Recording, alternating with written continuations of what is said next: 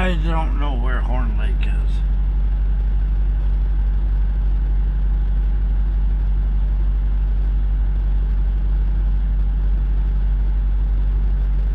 Alright. You guys are on your own. I'm gonna mute so I can take care of stuff. But you guys are welcome to watch as long as you want. Or until I go to bed, whichever occurs first. Don't forget, pick up your BigRigTravels calendars. Available now in your favorite BigRigTravels online store. As well as winter clothing, sweatshirts, hoodies with the mash it symbol. Mug, coffee mug, couple selections for your coffee or warm tea by the fireplace. And if you send out any greeting cards or note cards for all different occasions, make sure you check out our signature line of greeting cards. 25 flavors, good quality paper and photography. Alright, let y'all behave. I see Goss and Rusty will make y'all behave.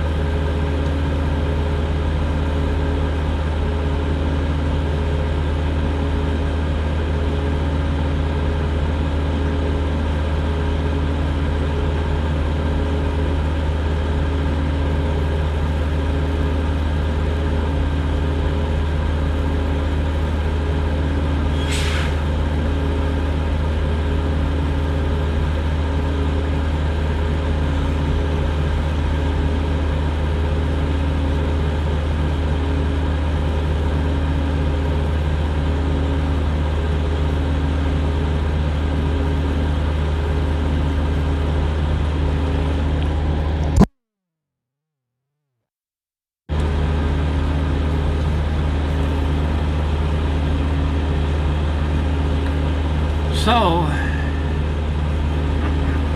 beautiful sunrise.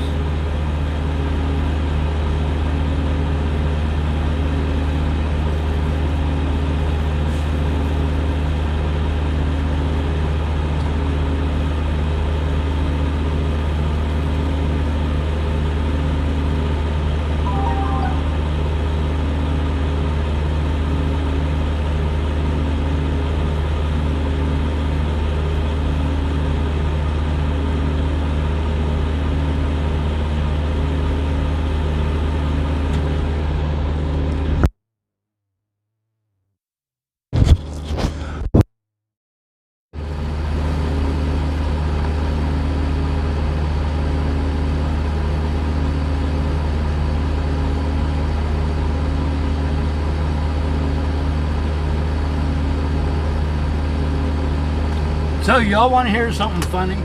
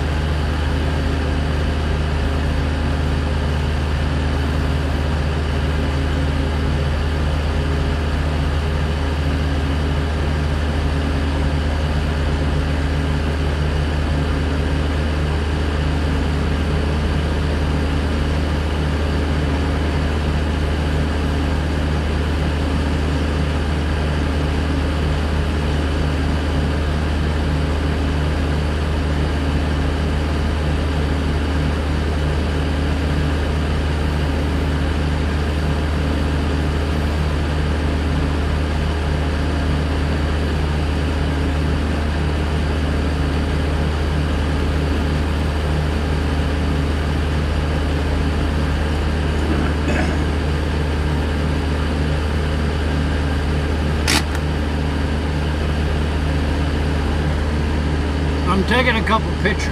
Hang on.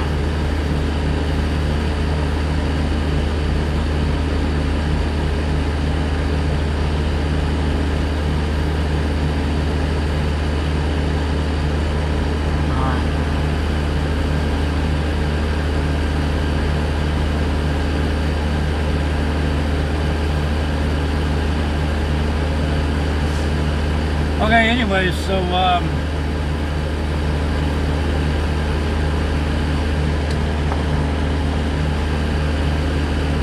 we know our clock is getting shy on hours, right? And we kind of push extra.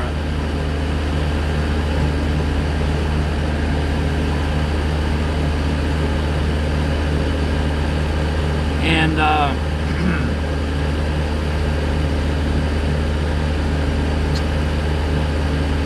we had a delivery tomorrow morning. Open live delivery between 3 a.m. and 8 a.m. And seeing we were only 45 miles away or whatever. That truck is not in a fuel line. He's parked there for the night.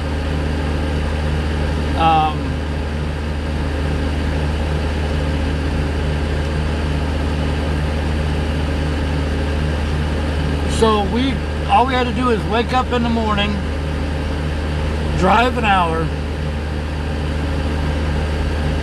and we would be good for delivery, right? And then we could start our next trip.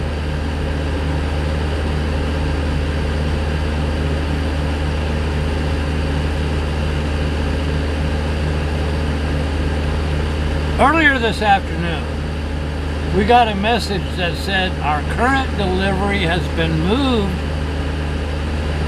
to October 30th, 5:15 a.m. 11 days away from now.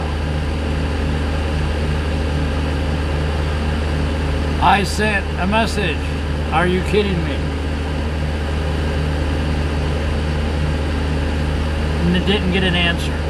I said, I need to know, am I doing delivery in the morning, or am I doing delivery, or are we going to take it to a yard and somebody sits on it for 10 days? Or what are we doing with it? Never got an answer. When we came here, we've been fighting with people saying, hey, are we or are we not going to make this delivery tomorrow morning? I need to know. I don't want to get up if we're not going to make it. And I was told again and again and again, I've been told 4 times, delivery has been moved to 5:15 on October 30th. Does not make sense to me, but with all the people telling me that the appointment has been moved to the 30th, I don't get that. Isn't that counterproductive? We're less than an hour away from delivery on time. And now they move it for 11 days into the future.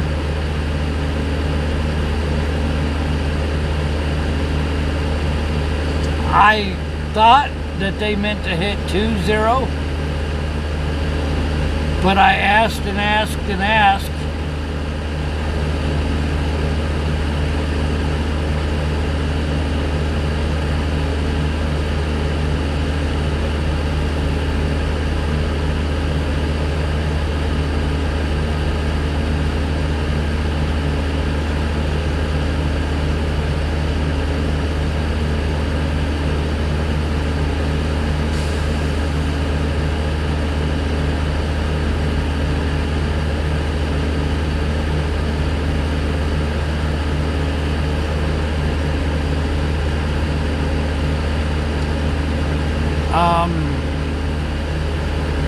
So I don't know.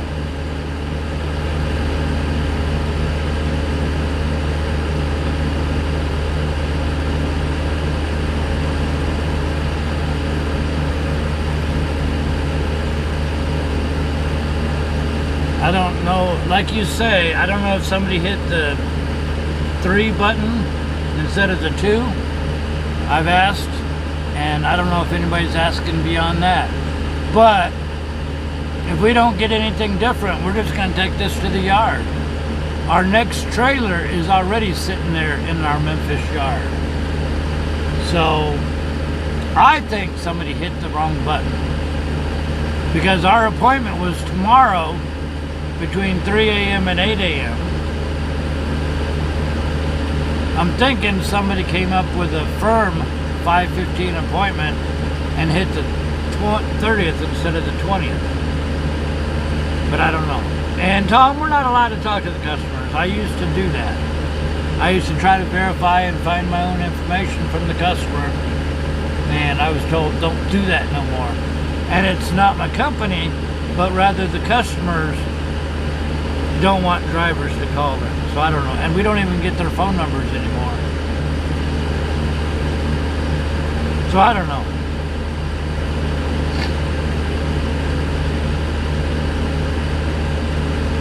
who knows? I don't know. I don't know if we should just ignore everybody and try to make that 5:15 our appointment ourselves. Because it seems weird to just let it sit in the yard for 10 days over a typo, which I'm pretty sure that's what it was. But on the other hand, with everybody and their brother, 4 different people have told me the 30th, and I think they're just reading that typo. I don't know.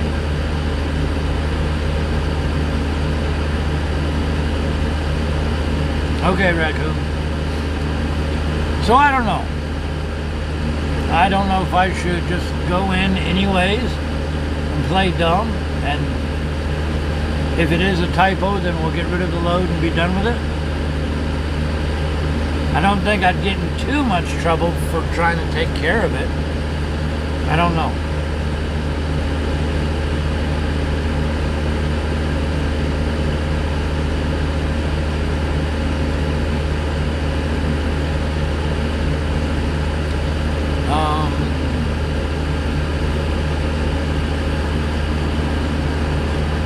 Thing is, I ask people,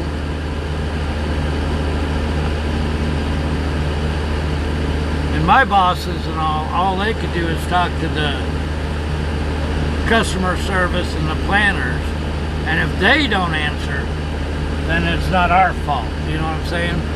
So I don't know.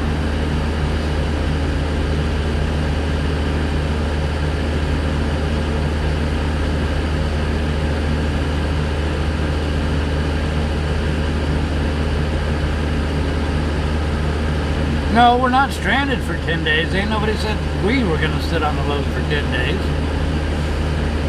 Earlier we mentioned taking it to the yard, because that's where the next trailer is for the next trip.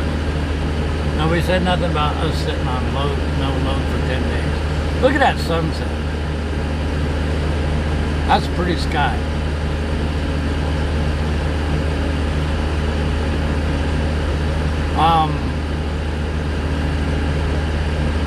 Gossamer is putting pictures up on Facebook group if you want to see them. Trying to capture the sunset, but it didn't quite come through. But oh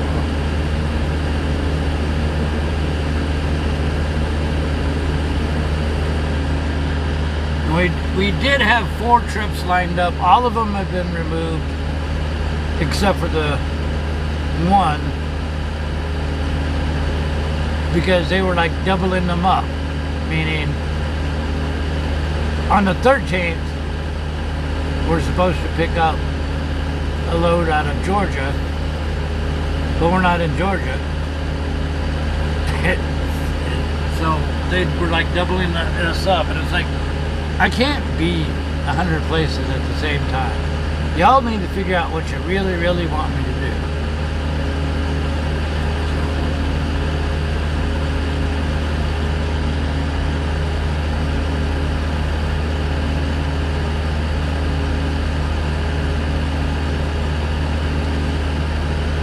So that was a strange news. I don't know.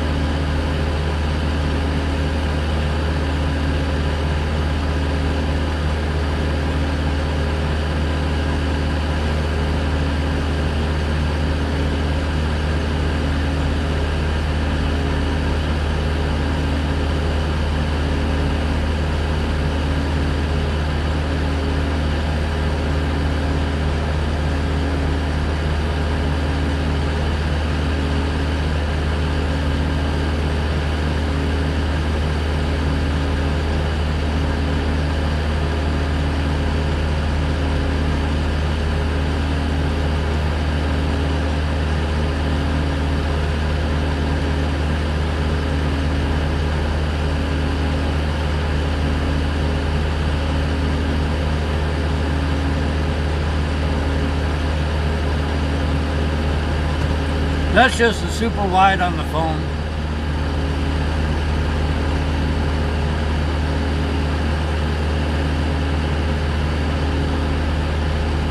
I think we picked a good spot to park really quick.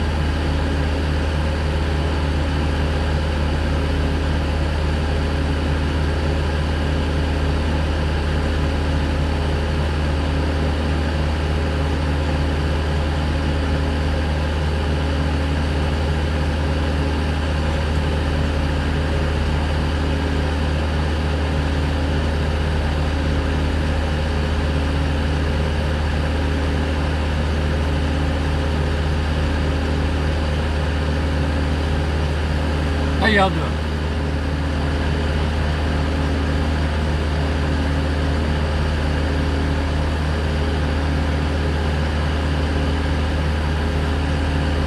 That's not the reefer, that's the truck running with the truck next to it.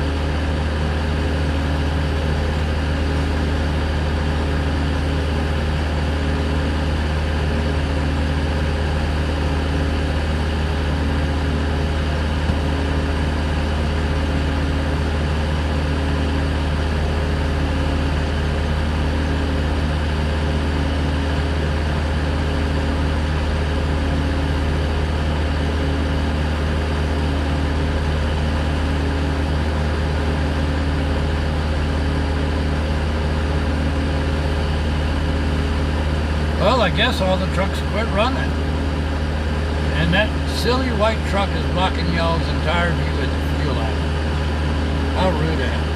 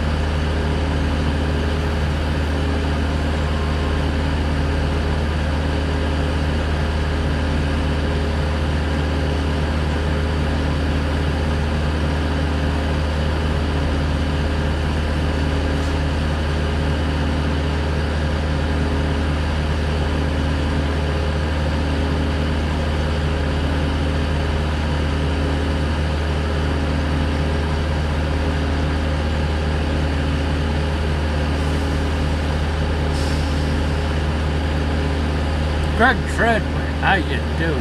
Justin, how you doing?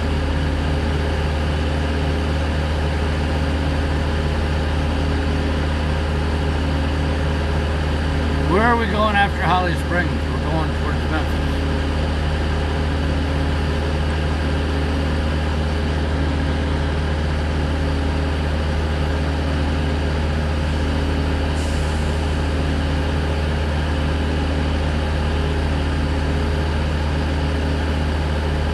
Somebody ought to bang on that truck. Tell them to get out of our way.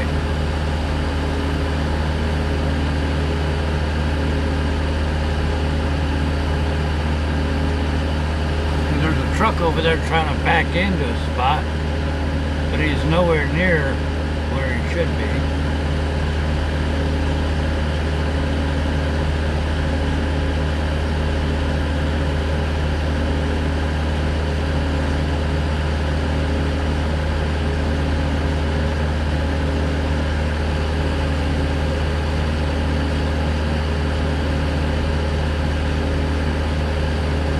You'd probably be thinking wrong, Mr. Storm.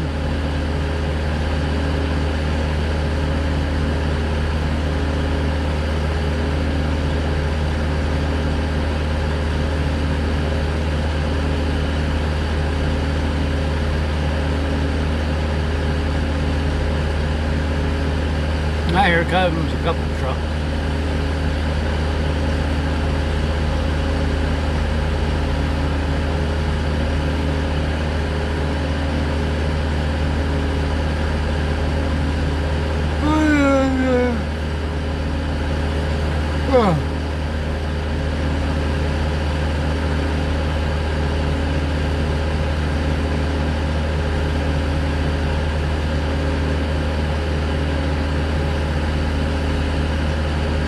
Anybody who's dang silly to park there, I wouldn't even mess with them.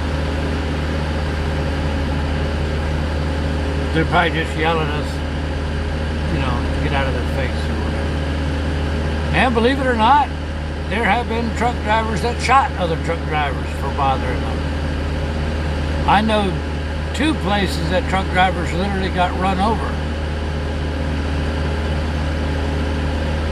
In fact, one of them was here in Memphis, or up there in Memphis, at a Love's, nonetheless. A truck was leaving the fuel pump. Somebody walked in front of them. The guy that walked in front of them didn't look, and the guy driving away from the fuel pumps didn't look. And the guy got drugged out of the parking lot onto the street. And when we were driving by, the cops had everything all blocked off. And then, of course, Knoxville, Tennessee, a trucker came in and shot and killed 3 pilot employees for whatever reason. So, yeah, we don't bother anybody. It is not safe out here.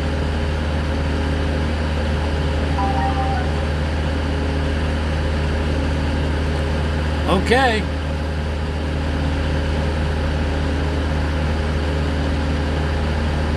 That message we just heard,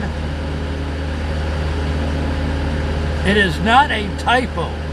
That is the customer's next available appointment. Are you kidding me? So right there, it came across. That is the next available appointment. Plain as day in black and white. It is not a typo. The customer said that was the next available appointment. Alrighty, so I guess we're not going to make delivery. Right there.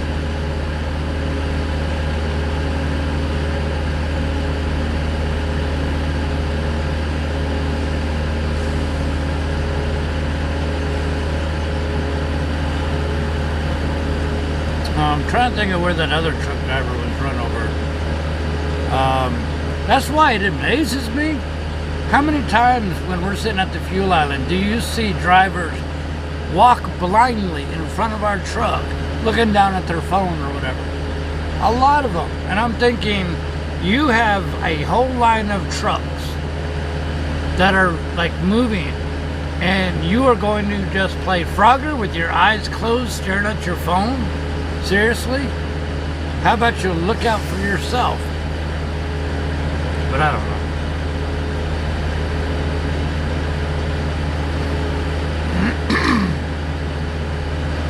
So I guess we officially take this to the yard tomorrow morning. But right there, we asked them to double check, see if it was a typo. Came back, this is not a typo. The customer said that was the next available appointment. Boom. All right, that's the answer I need then.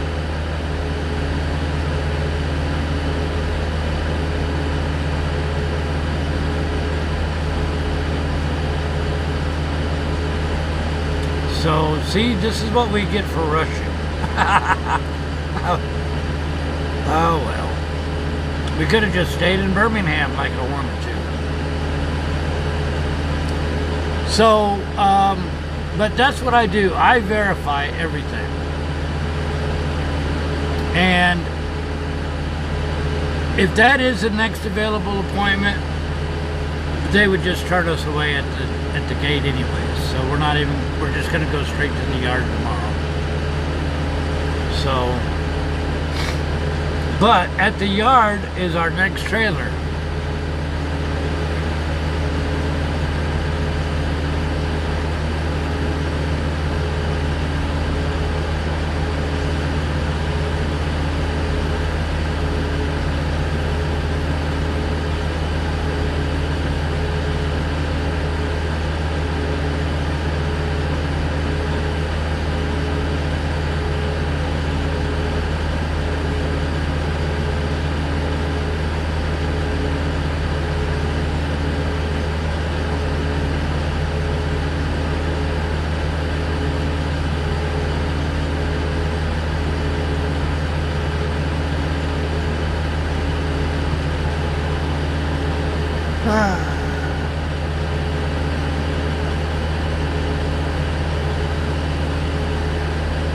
Alright, well,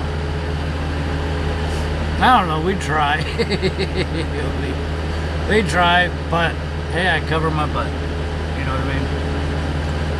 But see, remember, it isn't us. It isn't just my company. My company does not make appointments. The shipper, customer, and the delivery customer each make their own appointments. So I know a lot of times you guys misunderstand and think that we can just show up anytime we want. It works just like you can't show up to your doctor's office anytime you want, or your dentist office, and demand they take you. They tell you what? Make an appointment. And that they do the same thing, you know, with freight. And if they're booked up for the next 11 days, well, that's not a reflection on myself or my company. You know what I mean? Does that make sense? Look at the colors. I like that. You got white and black and yellow and sunset colors. Yellow runner lights in the mirror, all that.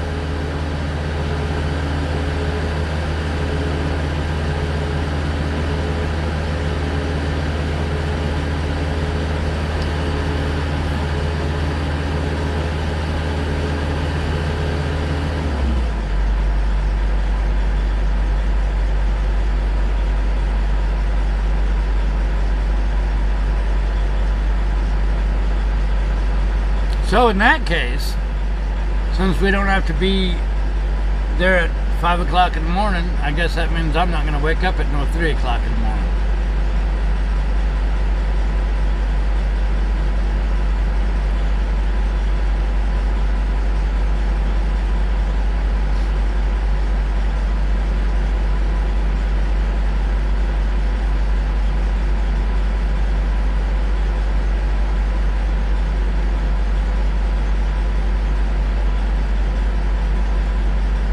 Tomorrow we're only going to have 2 hours, 2.5 hours to work with anyways. Yeah, maybe 3, whatever, I don't So that'll be an hour to get there.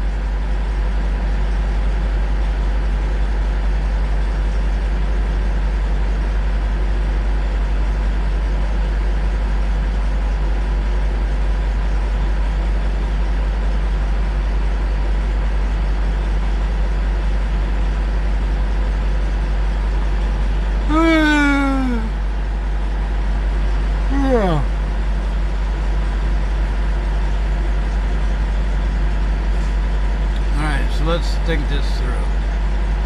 An hour to get there, so that'll be like 2 hours.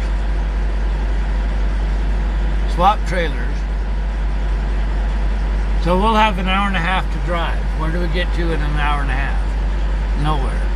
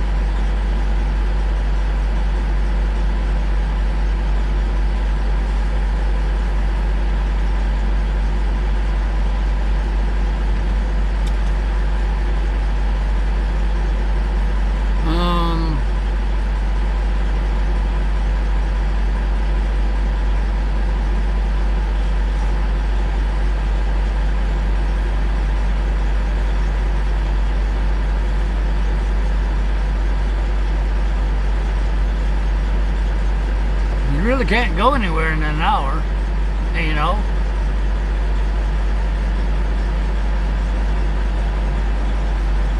We may just sit in Denver because it's almost like not worth leaving at that point. I'll give you the next hint. We pick up tomorrow out of the yard. I'm waiting to find out when that trailer will be there.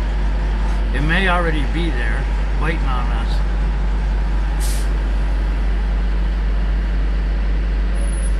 And if that's the case,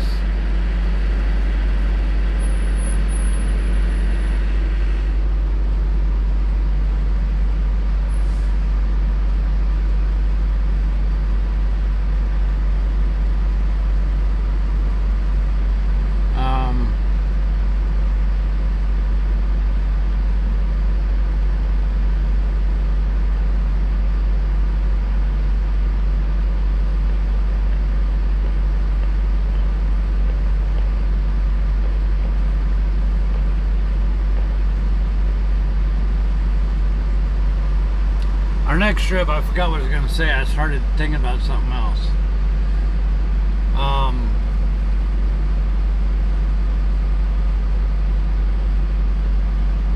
A refrigerated tank will last 2 or 3 days.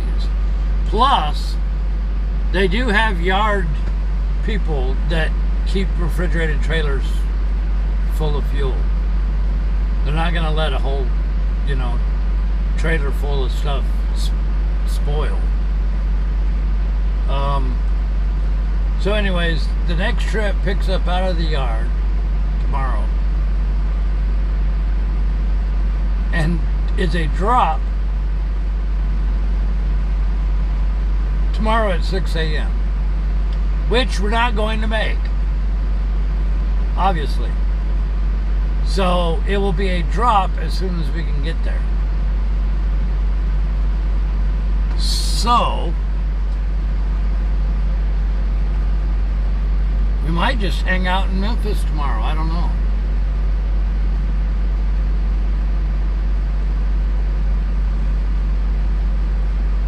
And then just do the whole trip in one day on the 21st.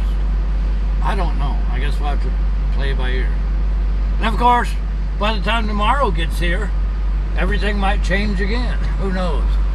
But the one thing that does remain and won't change is we'll only have 3 hours tomorrow. That part won't change.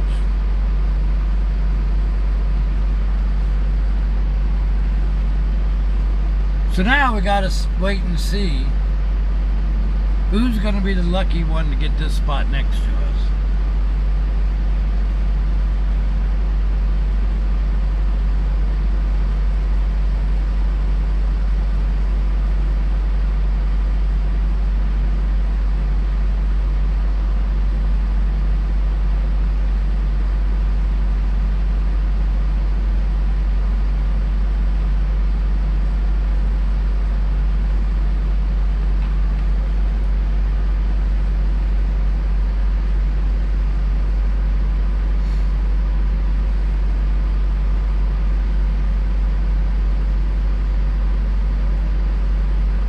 What do I think about having a portable fuel pump?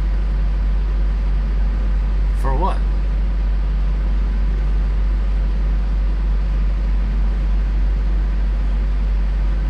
Are you talking about for like pumping fuel into the reefer? Like to avoid the problem we had the other day?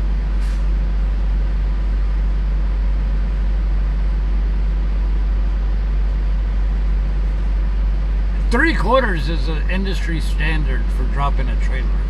Why they couldn't take 7/8 is just them being weird. They must turn a lot of trucks away.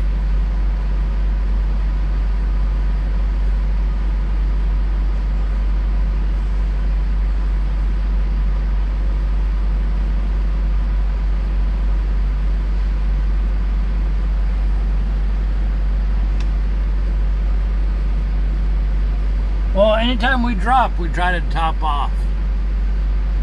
You know, anyways, before we get anywhere. Only reason why we didn't top off that trailer is because we thought 3/4 would be sufficient, like it is anywhere else, or 7/8 would have been sufficient. So I really wouldn't carry a pump, because I think that's the second customer in 15 years. I remember one time before, I think down in Phoenix or something, we showed up with 3/4 of a tank and they screamed, "You need to be at full tank." So, delivery is 10:30, but we're going to the yard with it tomorrow. Why not do a 34-hour restart? You won't need it. If we did a 34-hour restart, that means we'd have to sit all day tomorrow and half of the next day. The 34 hours would be up tomorrow night, or the next night, not tomorrow night, the next night. And by then, we would have already gained 10 hours back, which means we could have completed a trip to Atlanta. But instead, a 34-hour restart would have us sitting in Memphis. So if we did a 34-hour restart now, it would be counterproductive. Let me pull up. What do we got coming back?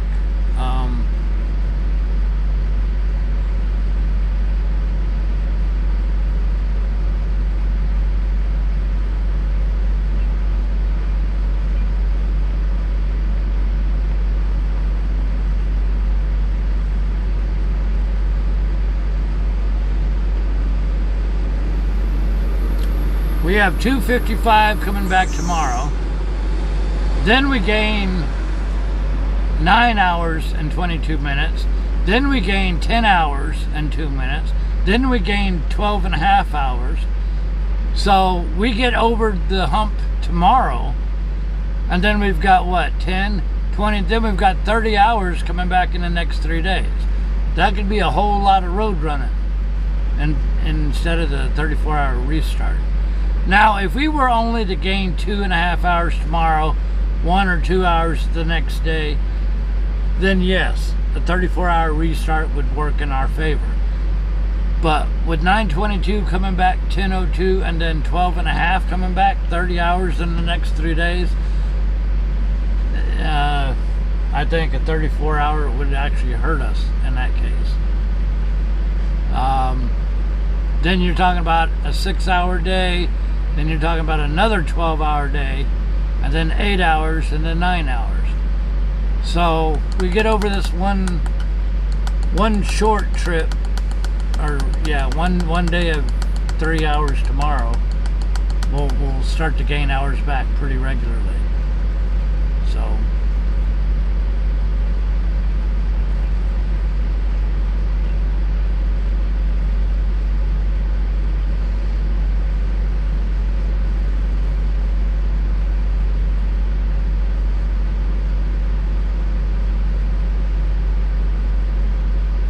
what's a long way from Holly Springs?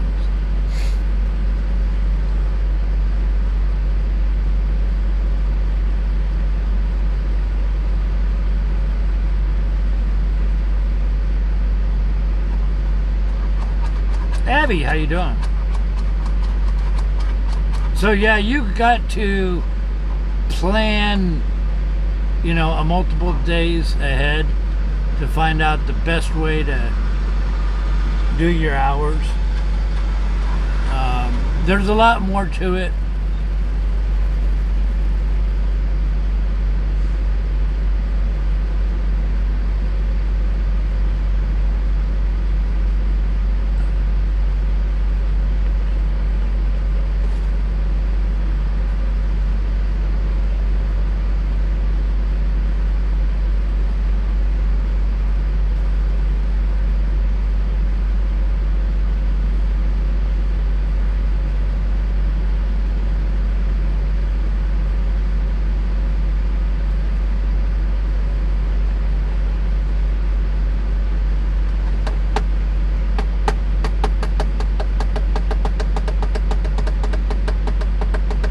What's so dumb? Chad's calling us dumb?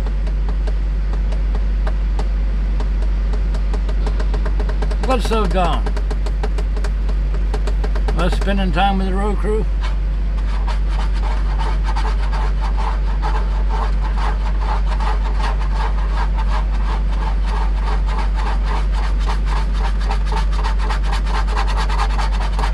Guess what I'm itching?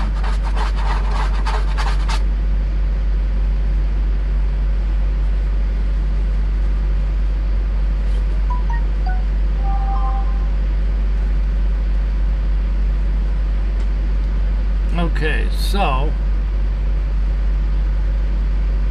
our next trailer is already in the yard.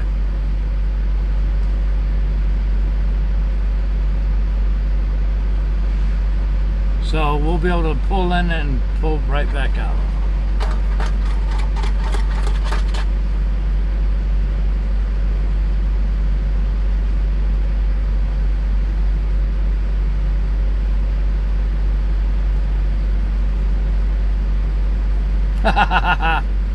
Any word on a truck? I'm just picking on you, Chad. Any work on a new truck or any word? No, I don't know anything about it. I doubt it will even be this year.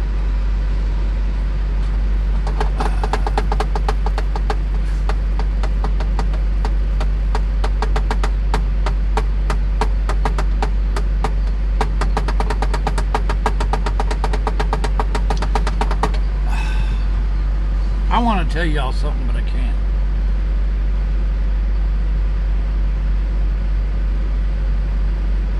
Oh, okay, I got you, James. Have any reviews for you? I will do one tomorrow. I got to do one for tomorrow. Maybe that's what I could do, is do a couple reviews tomorrow.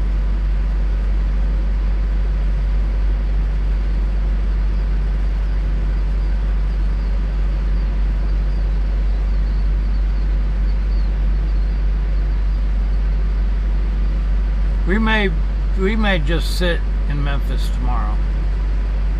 I don't know where.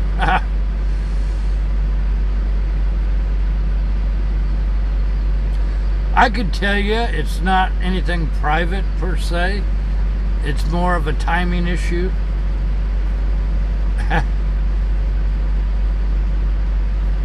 And you'd understand why if I told you, but then it'd be too late. It wouldn't be a surprise.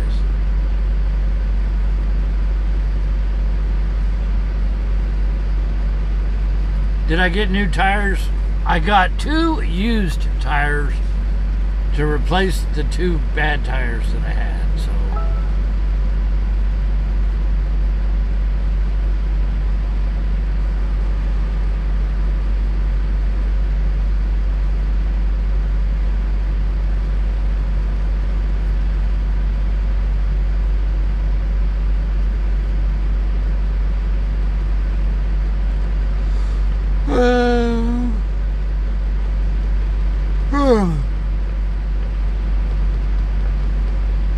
Maybe, I don't know, maybe I should just break out the laptop and try to open up some photography, and maybe get the road crew caught up. I don't know how many road crew we need to add.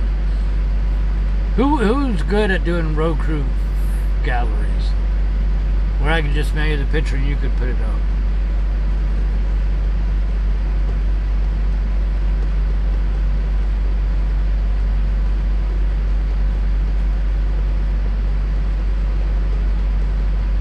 fact, if I could find somebody to open up the pictures, that would be good. I don't know. Maybe tomorrow I'll have to spend some time with a laptop.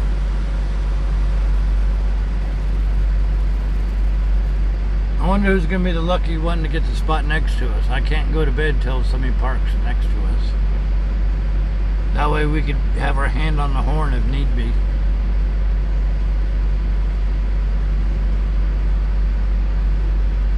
The guy in the truck on our right, I look over there, and he's watching Seinfeld.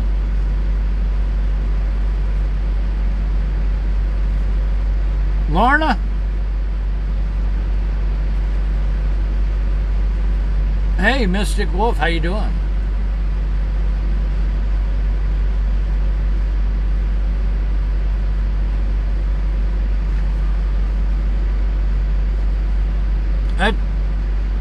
Those 3 trucks are all parked where they shouldn't be, but it's not like anybody's got a choice. Somebody could park next to us.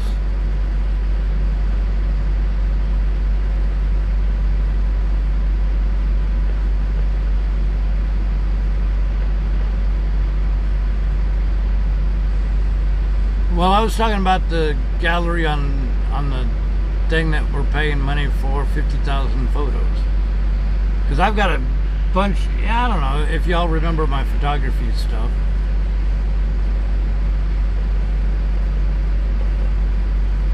Trouble incoming. I think trouble already arrived. Yes, Smug Bug. Yeah, we had a nice watch party until that silly truck decided to ruin everything. I apologize for that, but I didn't tell him to park there. Good, Jared. How are you doing?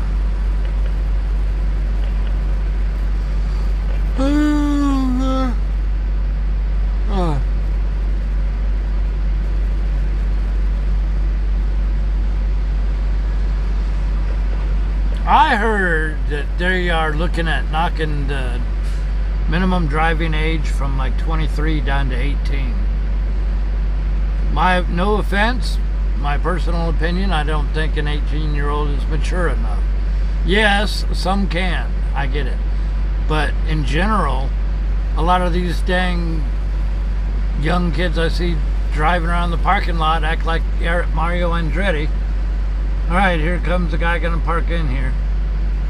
And I don't think an 18-year-old has got the maturity to handle a 40-ton truck. You know what I'm saying? Sure, I could automatically update or upload. It's the keywords, it's the titles and the caption and manually putting in order and all that stuff that takes the time. It's not a matter of putting a picture up.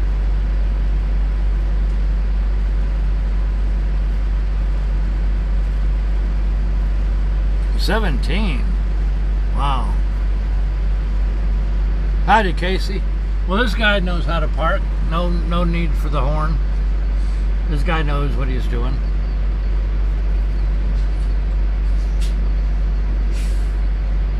Yeah, that's my point there, Chris. I had a friend in high school. His parents gave him a Mustang. A brand new 1982 Mustang as a graduation present. He wrecked it that night.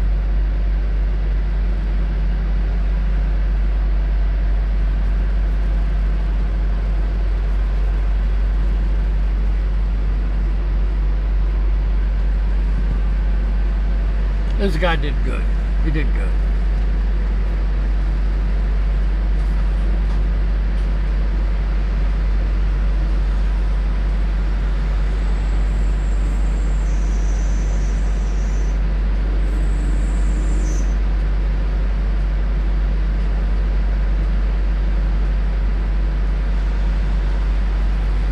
You're right, Gossamer. I think 18 is too much in the party mood and all that stuff to know how to figure out, you know, everything to make trucking work. It's not as easy as people think it is. And we try to convey some of that to you, like looking ahead 7 days and back 7 days to find out what your hours are, all that good stuff. I don't think the average 18-year-old person could do it, but that's just, you know, that's just me. That's my own opinion. See, Mystic's a good guy.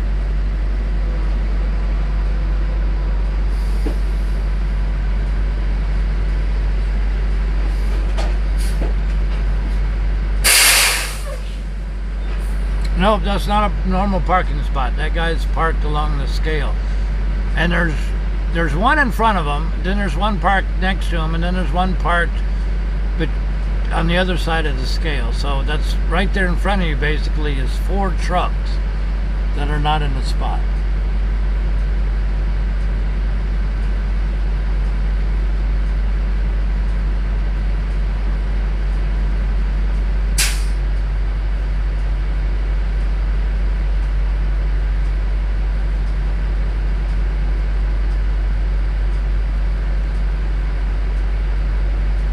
Ah, there you go, their Xbox. Ooh.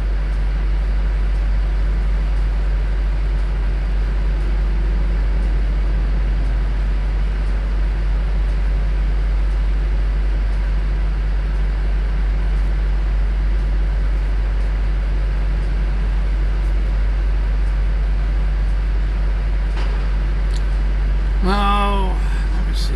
What do we got here? Well, I mean, you know, at least it makes me feel good we found out that we don't have to wake up at 3 a.m. That makes me mad. When I have a plan and wake up at 3 a.m. and then when I wake up, find out the appointment's wrong, then I get upset. But at least now, I don't have to wake up on time. Does that make sense?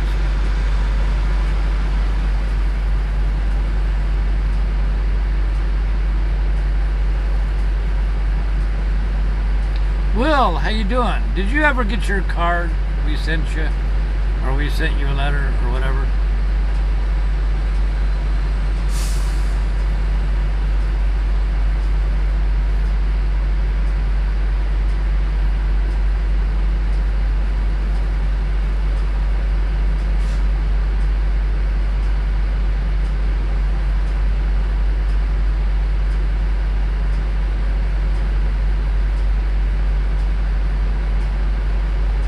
We be here, Abby.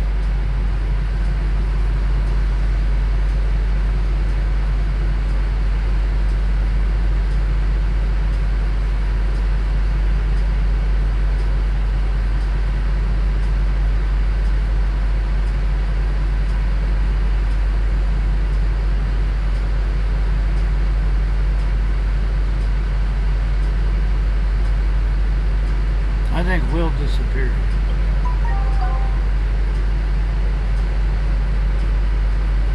Alright, what is this message?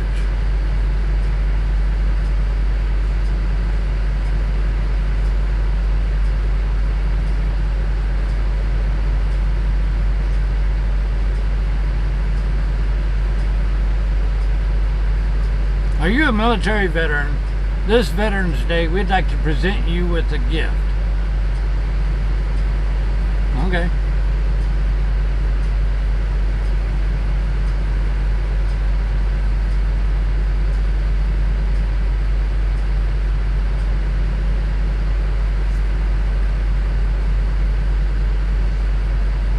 So, let me go do that real quick. Do.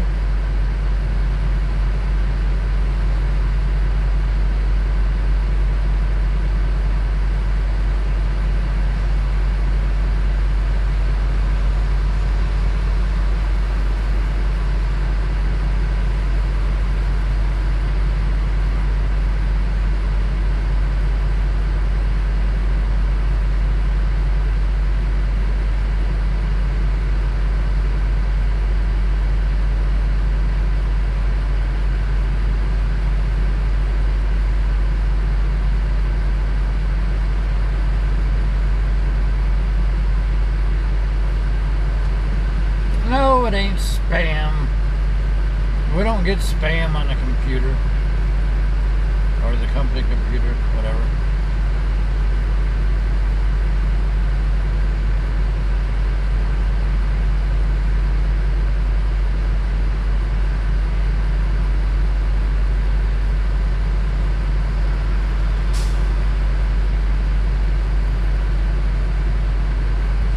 Port.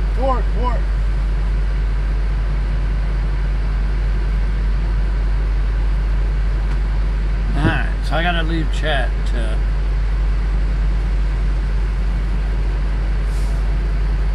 see what this is about.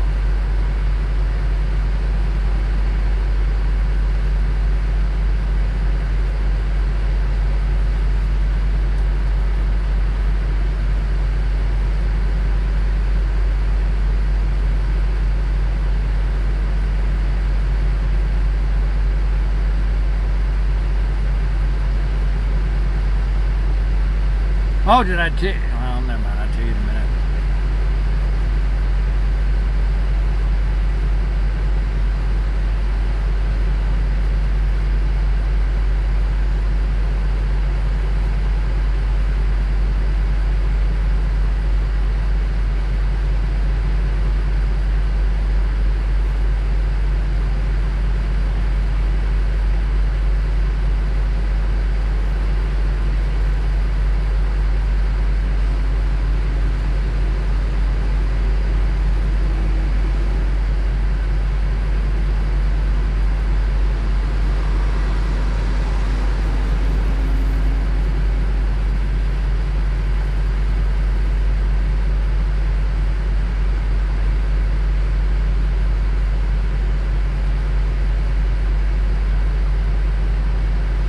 Thank you. Whoop, whoop. All right, we submitted for our free gift.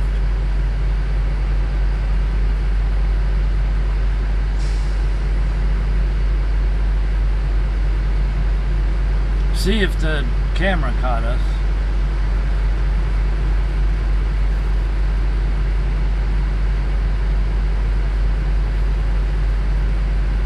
I don't think the camera caught us doing anything.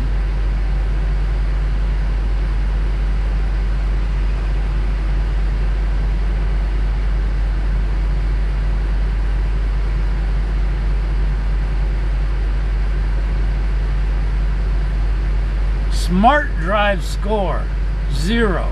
Whoop whoop. That means a smart drive score of 0 means nothing that the camera caught. Eric, don't leave.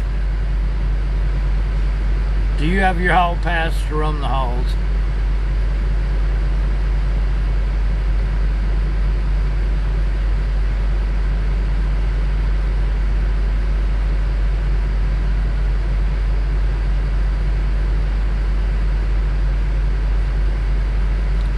Howdy, Tavar.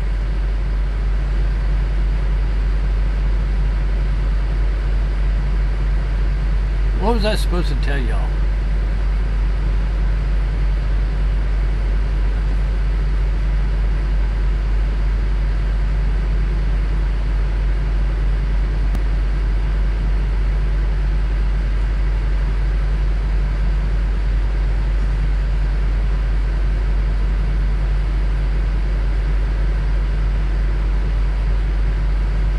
Oh, when do you want me to send you your information, Eric?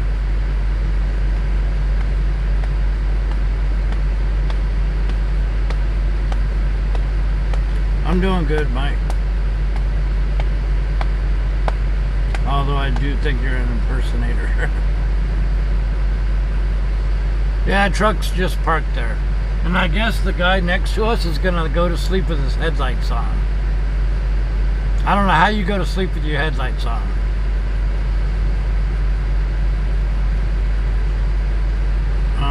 What time is it? I don't know. Look on the top right of your screen. 7:25. I forgot what I was gonna tell you now. Dang nabbit.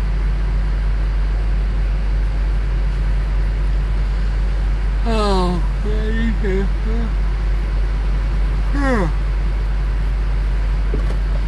See, that guy's got his headlights on. How do you go to bed with your headlights on?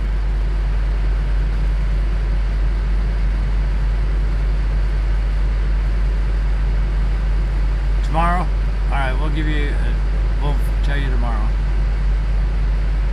Honking at him ain't gonna do nothing. We don't honk.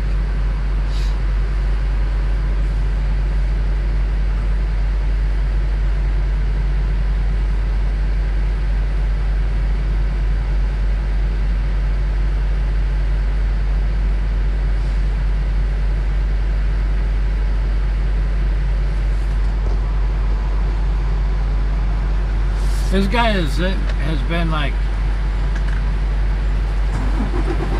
around the loop twice.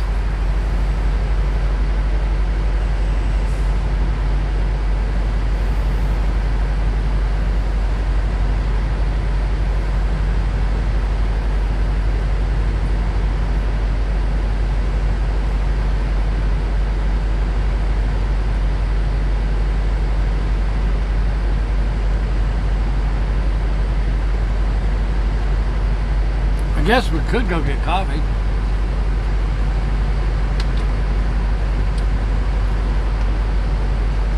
Ah, man, I can't remember what I was going to tell you.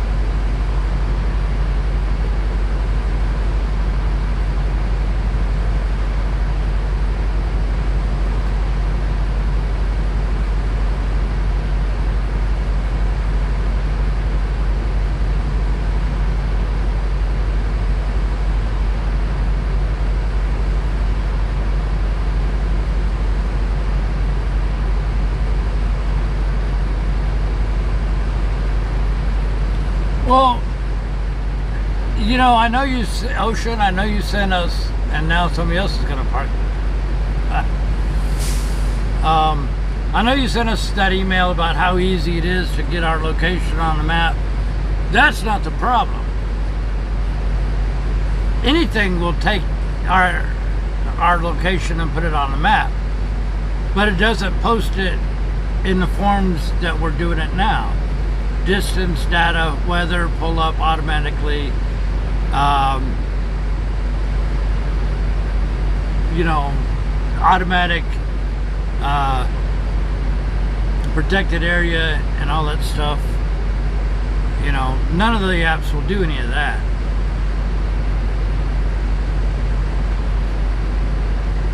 Maybe I should just hire somebody to develop another app just for us again. We deliver sometime in the morning. I don't know, whenever we wake up.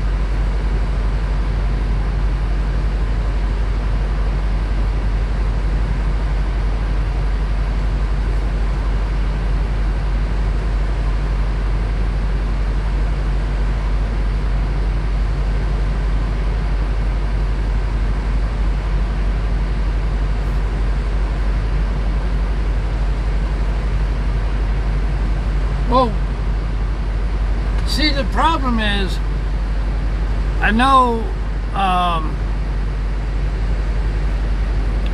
you had mentioned a lot of places have free versions of the geocoding and whatnot, which is correct. We used to use Google for free, and then the quota got so low that, you know, we had to quit. Then we moved to OpenStreetMaps. We were using their free quota. And then we started to get over 10,000 hits on the geocoding, which means every single time somebody looks at a map, looks at a distance, pulls up weather or anything, anywhere on any of our website pages, that counts as a hit. Now, as soon as we hit 10,000 hits for the geocoding, then that's when the lines on the map would disappear and all that, because that was the end of the free account. We could get a little bit more if we paid $99 a month, and if we wanted enough for the whole website every day, it would be almost $500 a month. I'm not willing to pay that much every month for that. We'll go back to doing it by hand.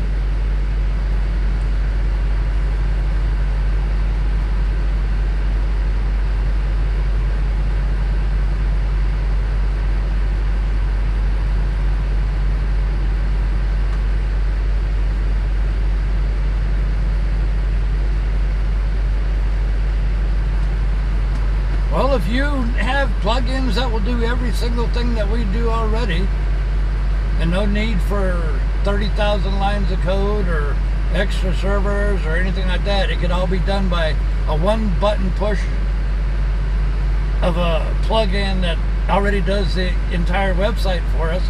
If something like that exists, go ahead and give me a name. I don't know anything that would do every single thing that we do with one button push. I don't know anything that would draw the map automatically and fill up that green highway sign. I've never heard of a plugin having that green highway sign, you know, and all that. So I don't know. I'm not sure how you think a plugin would exactly duplicate everything we got. If that's the case, I don't need a website or anything else. If a plugin does everything we do, I don't know.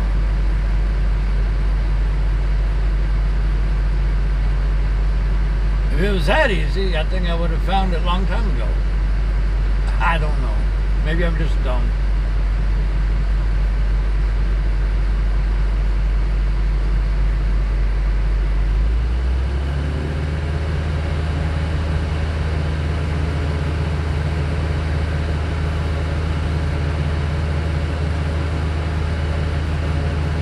I don't know how to build plugins. I don't know how to build on top of plugins. I don't know. I guess you guys think I'm smarter than I am. I don't know how to do all that. I wouldn't have paid $6,000 for a streaming app if I knew how to do it myself.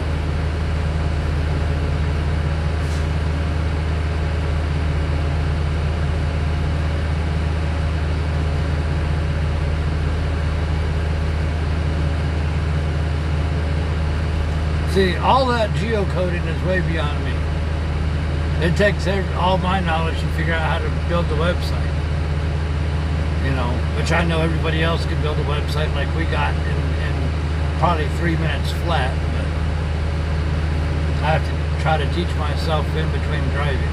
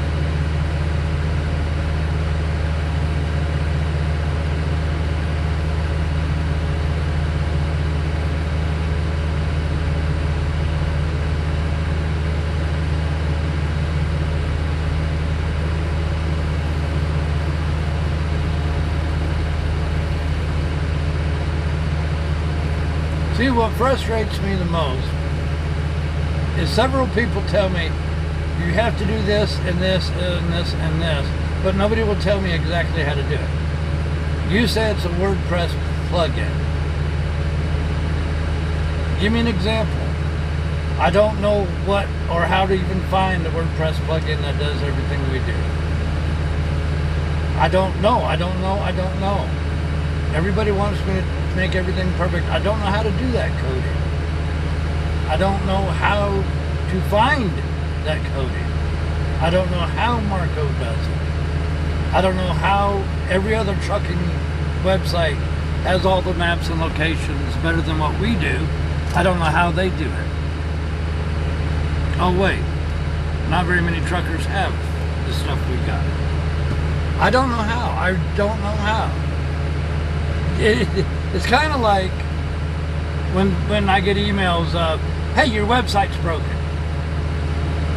No mention of what's wrong with it, or what link doesn't work, or whatever the case may be. Just a general, your website's broken, or I don't like your website. But nobody will tell you what they don't like about it. I don't know how to fix the map. I don't know how to fix the location. I don't know how to make buffering stop and all this stuff that's like out of my control. I don't know. I get so I don't know. I'm not even going to go there.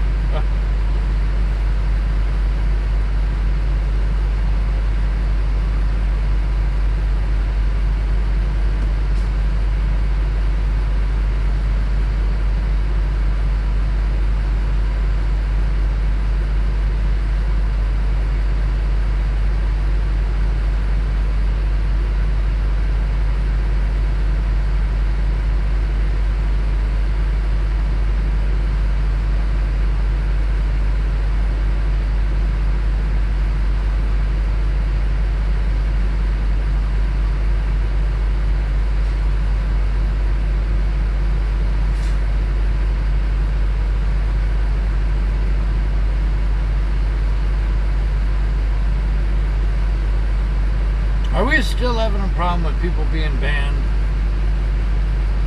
from YouTube chat, because people tell me they're banned and I look and I don't see their name on the YouTube ban list. So I don't know.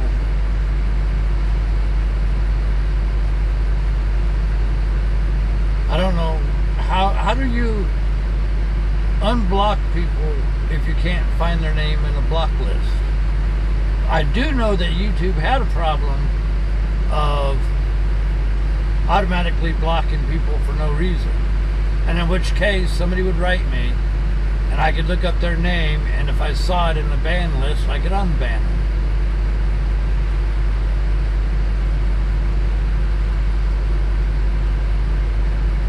But I don't know.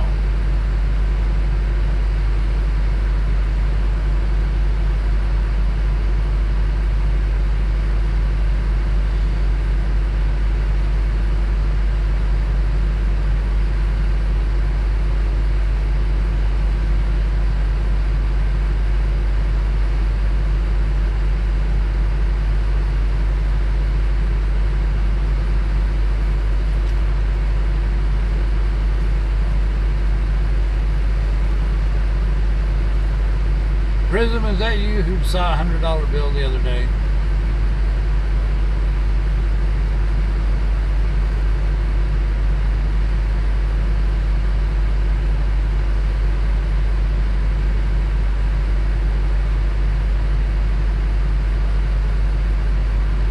New caller menu enhanced. New WebRTC screen color and callback mode. Woohoo! That'll help a lot.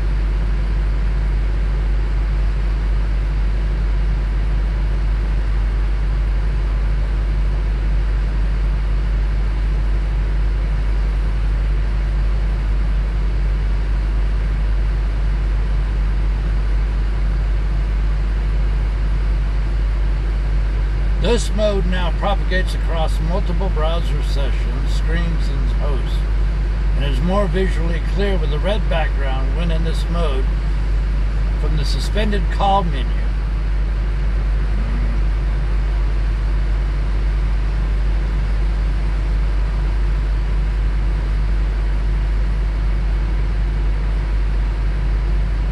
All actions such as making an outbound call, update settings, now load within the call console. We hope you enjoy these new features. Woohoo! Can't wait to relearn that.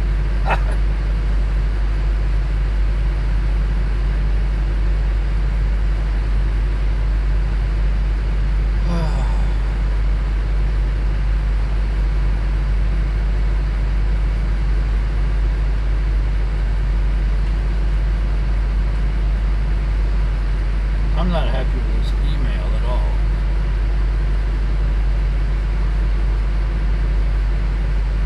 Anybody ever use round to cube for their email? That's a big pain.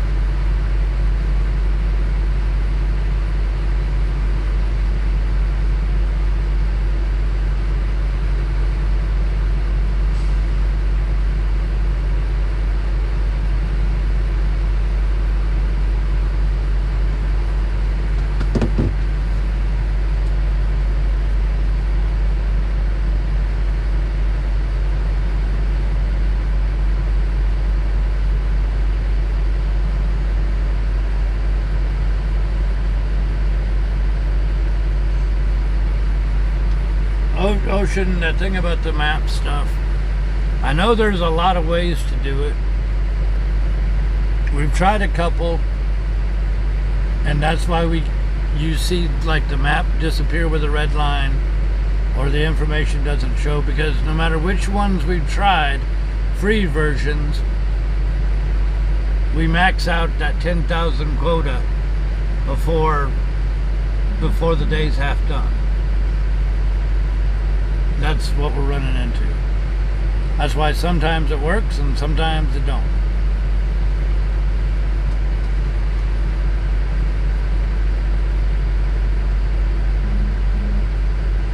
I know we started, remember we used to use Google for all of our mapping.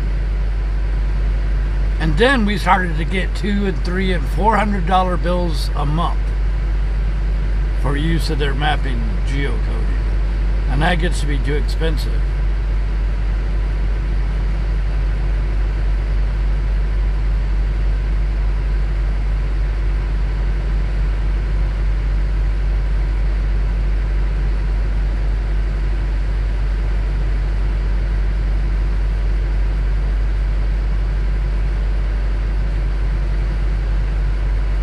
We've got Google developer accounts and all that. In fact, we used to have it set up so that we were using 6 different keys. No. Yeah, we had 6 different keys and accounts. And we had timers on the website that every 4 hours it would change to a new account and basically run through everything again, so that hopefully we wouldn't hit the quota in that 4-hour window, if that makes sense to you.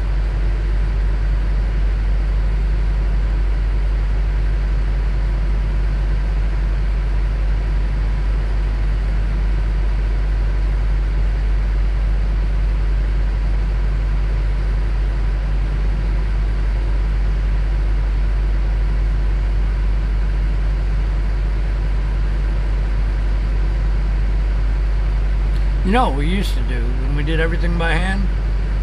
I used Google Maps, and every time I stopped, I would simply drag the little truck to the new location. And on Snowman, we would re-enter the actual location name.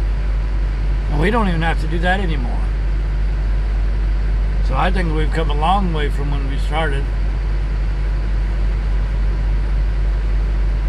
What happened to that? We kept hitting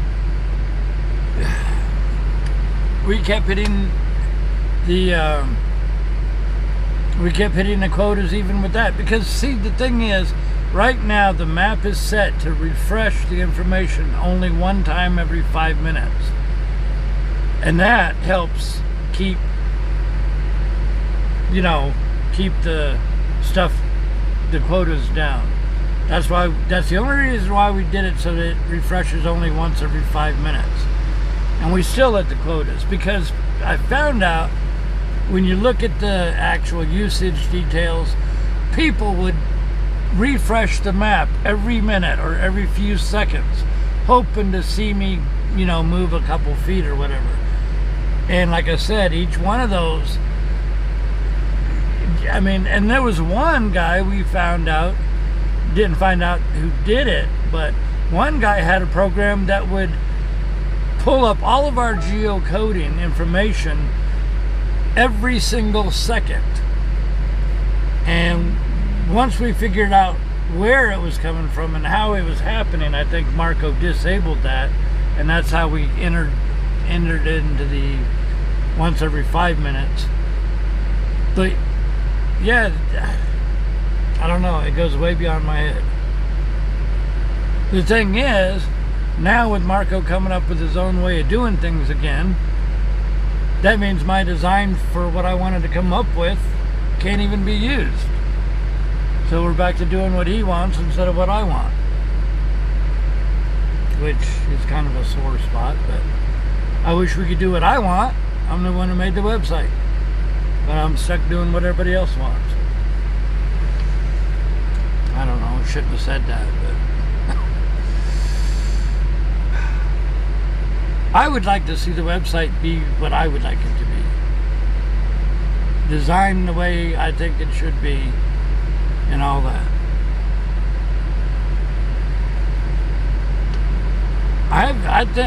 In my mind, I've got a great way to display the map and display so you guys know if it's a live load or a drop or any of that stuff, but I don't get that. When Marco hands me his stuff, it's what he wants and not what I want. And then the bad side of that is everybody thinks Marco designed the whole website. And I was like, gee, what am I, chopped liver?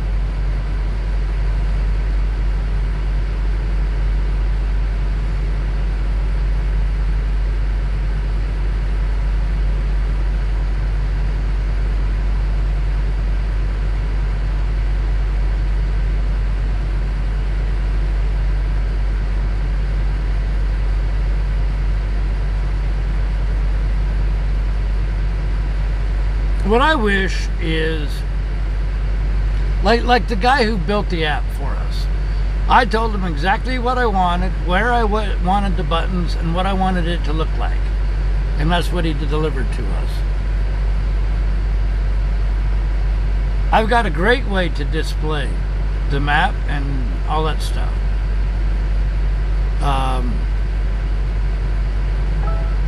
You know, including pulling up when we go through Kansas, it'll automatically have a link to Ellis, Kansas, Hayes, Kansas, all that stuff. A whole lot more information than what we currently have. But I can't introduce that until we've solved the basic issues first.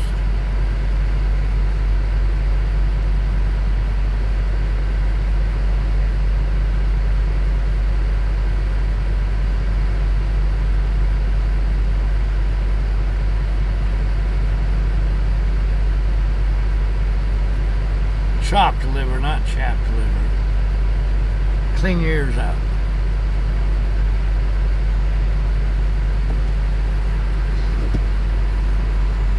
I don't know. I gotta figure out how I'm gonna do my studio first.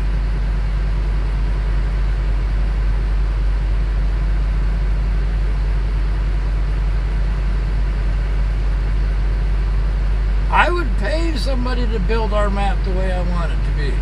I got no problem dishing out money if it does right, you know.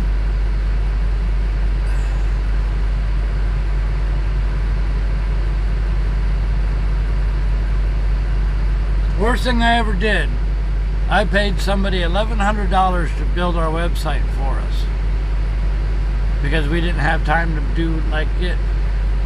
And it was okay, but nowhere near what I wanted. I was so upset that we just decided to build it the way we wanted. You know what I mean? And it was so much better.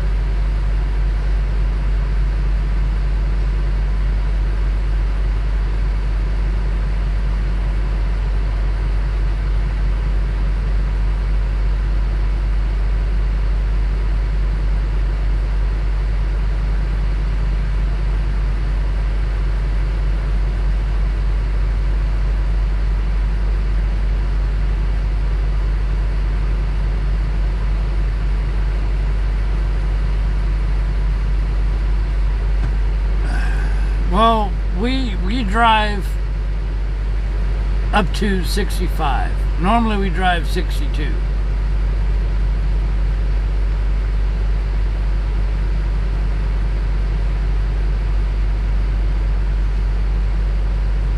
And if everybody else flies by us at 10 or 15 over, that's not my problem.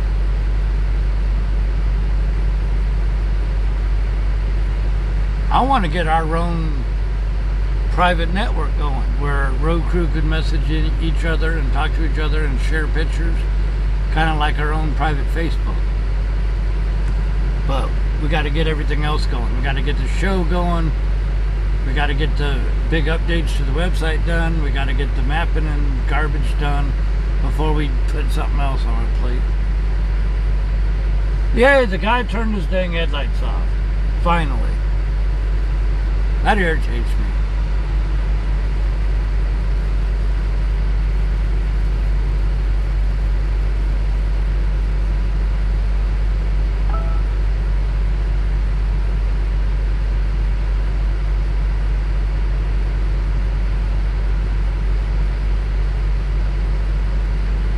Cookie Monster is frustrated with us. Okay.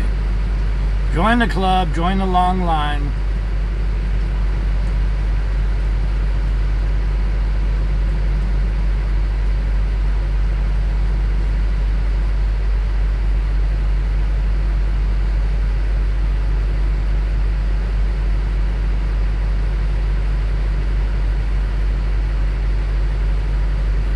Not sure why you want to be here, Cookie Monster, if you're frustrated with us.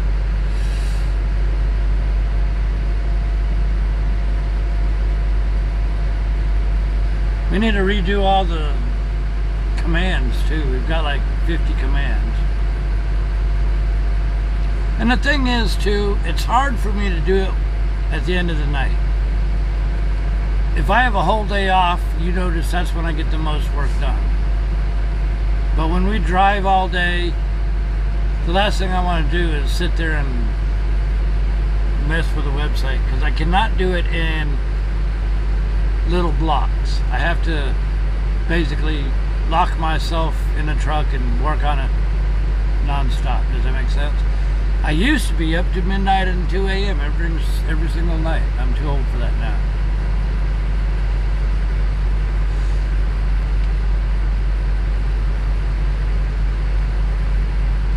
Oh, okay, Cookie Monster. Well, a lot of people are frustrated with me. So, I apologize. I read that wrong. I didn't see the comma there, I guess. My fault.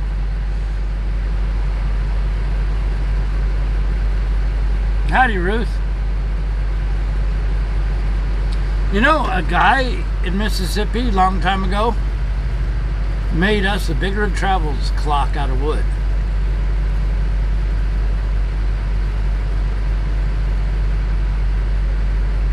How you doing, Bronco Willie? You got that guy from the Google Something's Broke, didn't you?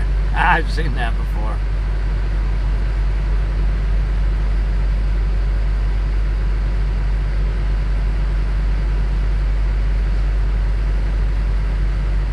I need to just get off my butt and work on the website.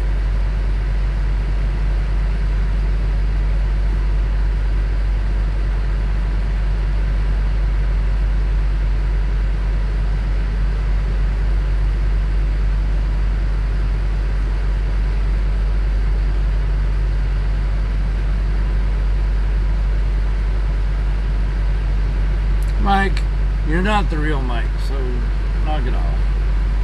I don't know why people like to imitate other people. I've never understood that part.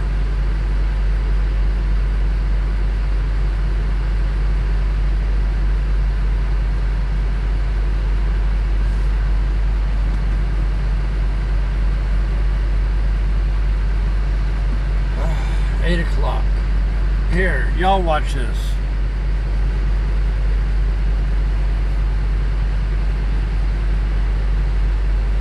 Did I have something to eat? No. I've not even had my coffee since we stopped here. Mom's sending me messages. Other people are sending me messages.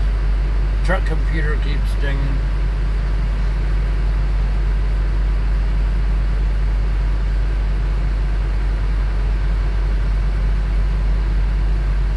Lorna, we didn't have anything to eat because our freezer is empty. I don't know why. Let me watch this short video. Hang on.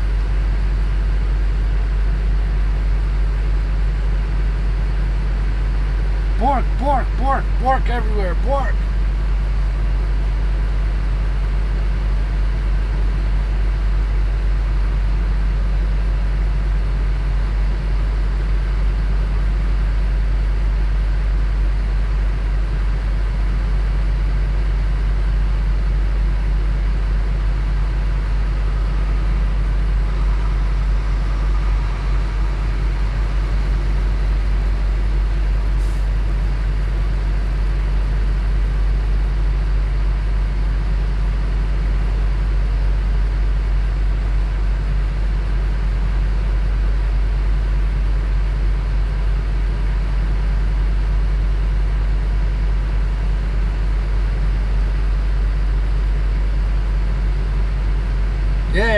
Donna, you left me the day-old tuna fish sandwich. Pork, pork, pork.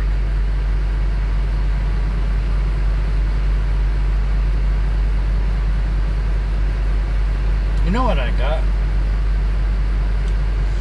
Boo!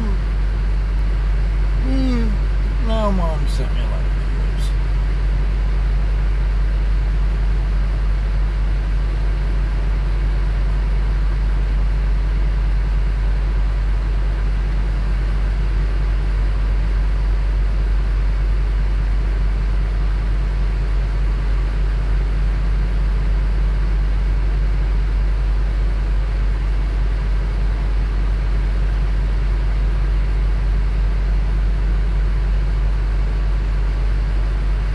How you doing, Chris from Nebraska?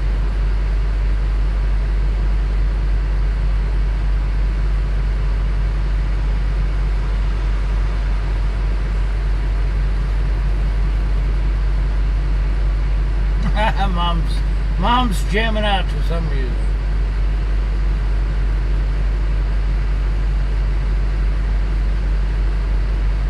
Baltimore, Maryland, how you doing?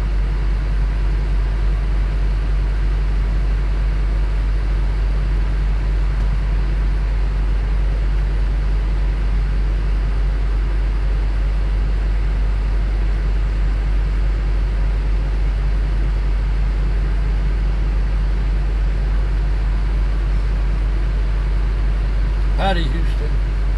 Houston, we got a problem.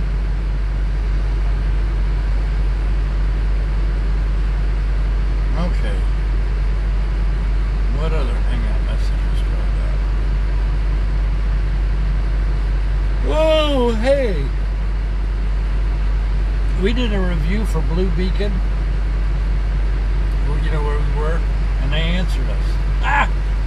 Hey, did y'all know you could see all the reviews that we've done for Google Maps, the photographs we put up, and the reviews of the places we go?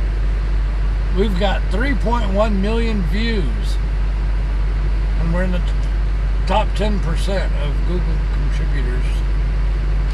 So, I'm pretty happy with that. I think that's pretty cool.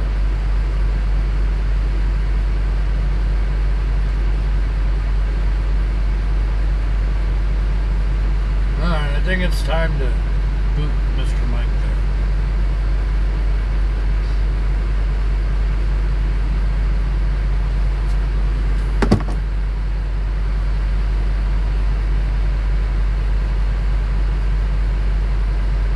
I wouldn't worry about timing them out. Chris got that right idea.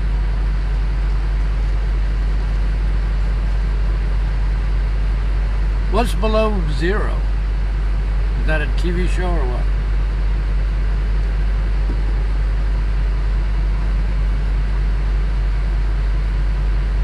Yeah, we are.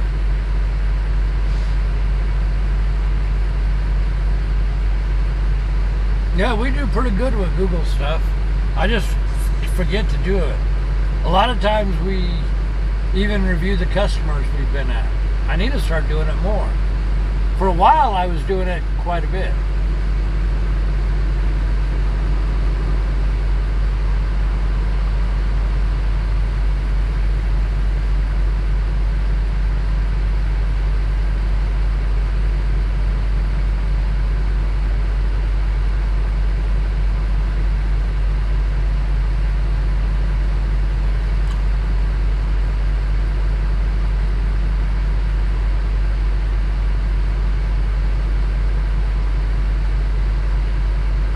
$72 degrees right here.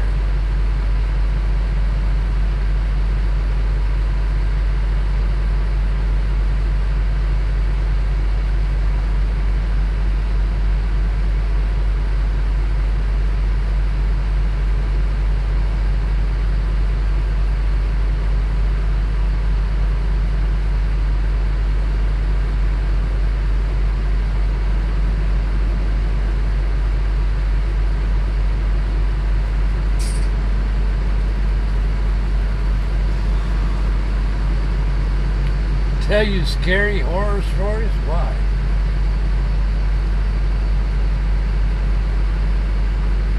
See, that's the thing, Jessica, or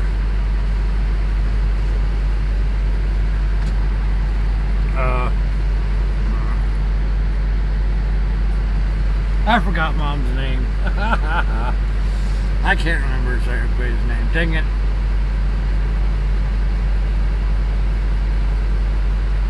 I remember Jeremy, and I can't remember the mom's name. Oh, please forgive me.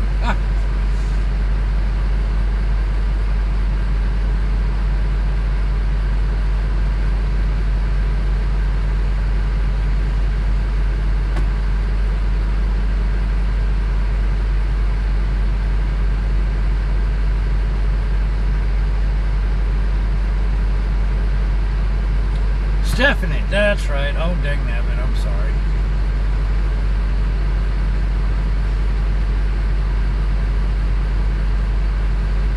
Howdy, Turbo from Arkansas. We're in Arkansas.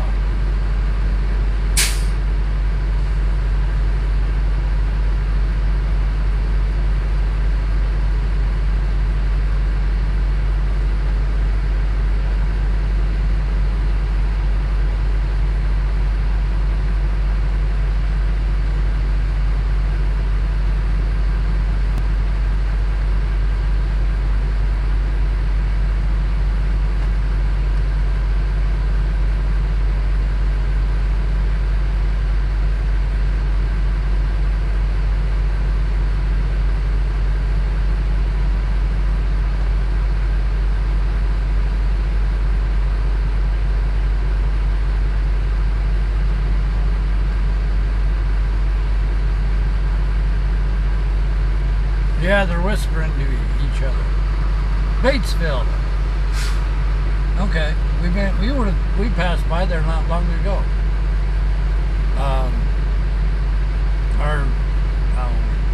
Unless there's another. Is that where the big headstone people are? Arkansas, or is there another Batesville? Something. I don't know.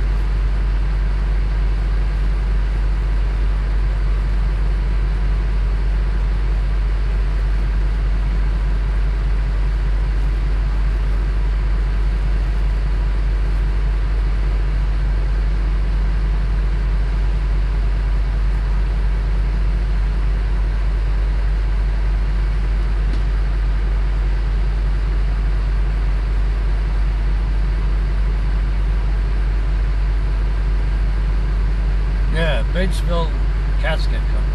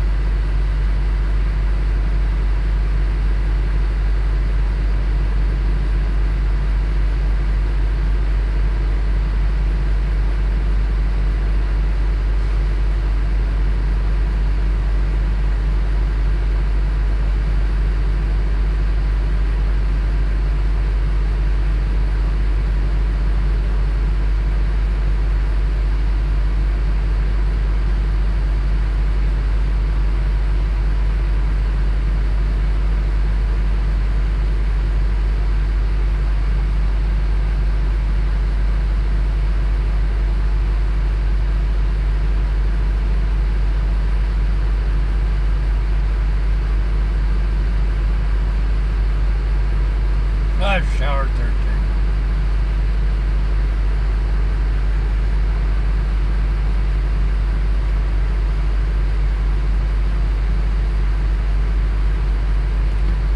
How many people got in there? 276 people.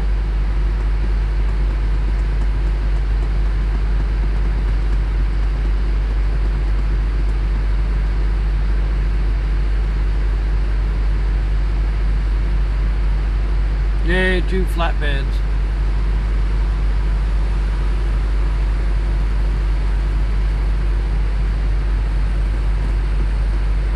You know what I need to do? I need to install a certain font. I'm trying to figure out how to do that.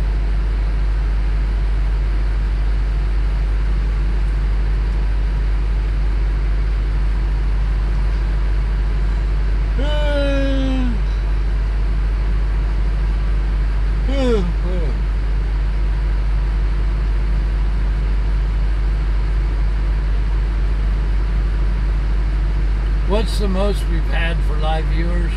I think 1,100 or something.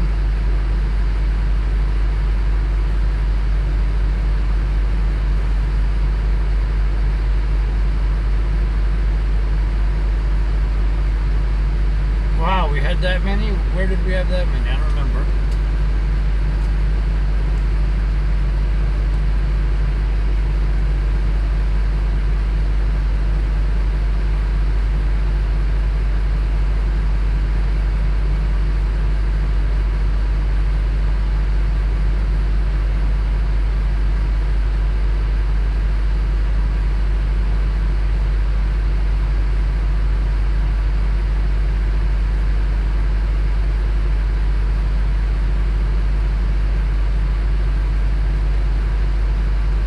I want the font to be on the website, and that's where the confusion is a font. I want it so if when I do the new thing that I want to do, I want it to be on the website. So I guess I have to put it on my server or something.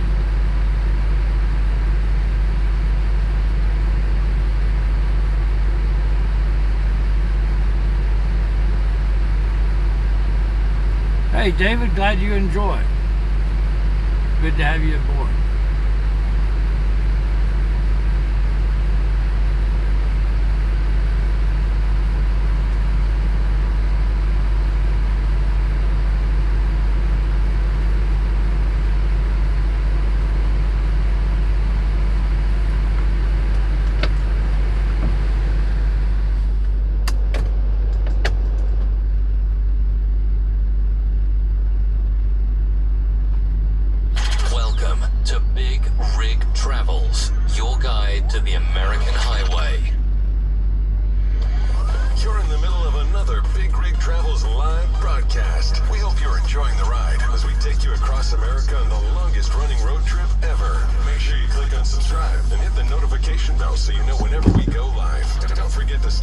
BigRigTravels.com website to learn about this trip and visit the BRT store and pick up your favorite shirts and the official Magic mug.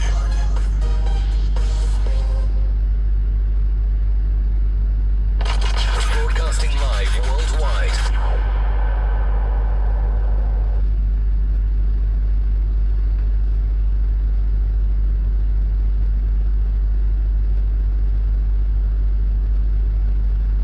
And something else there, Ocean, something else I need to do.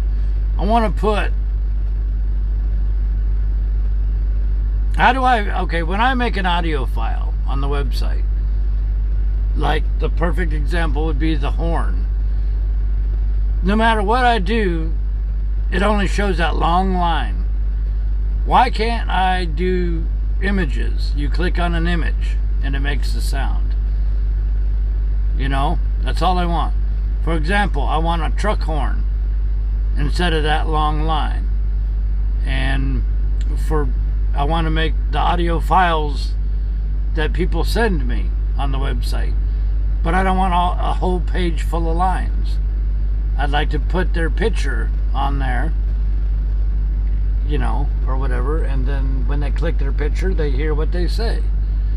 But I can't figure out how to do that. So if you know that code to make that happen, email it to me if you want.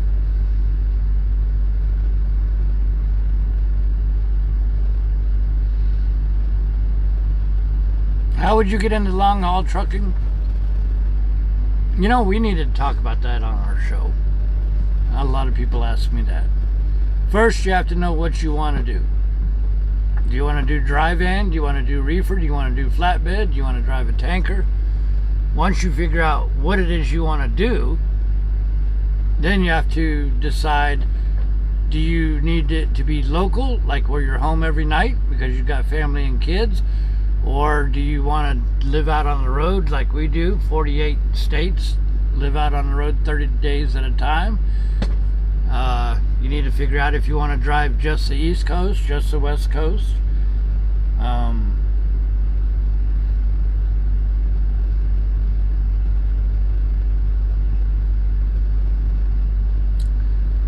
And then once you get all that figured out, then you got to look up a good reputable school.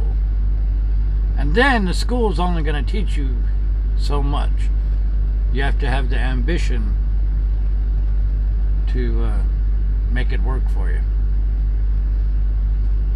And that's one thing I want to do about with the coffee time with Big Rig Steve.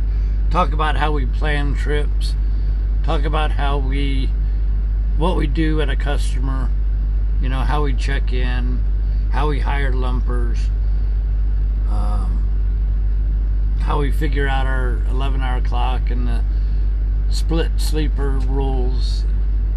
You know, try to give you guys a better look into all that.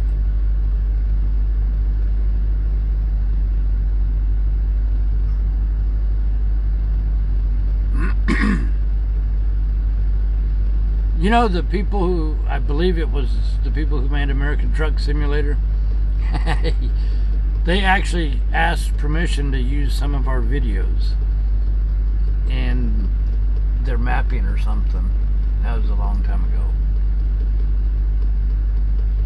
I think we should get royalties, but, you know, that's different.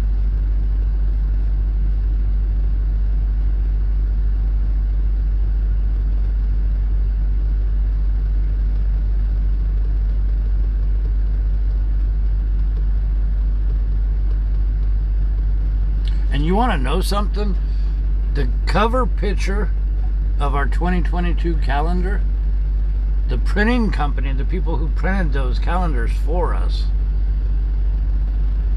liked our cover picture so much that it will go into their advertising pamphlets and stuff. How cool is that?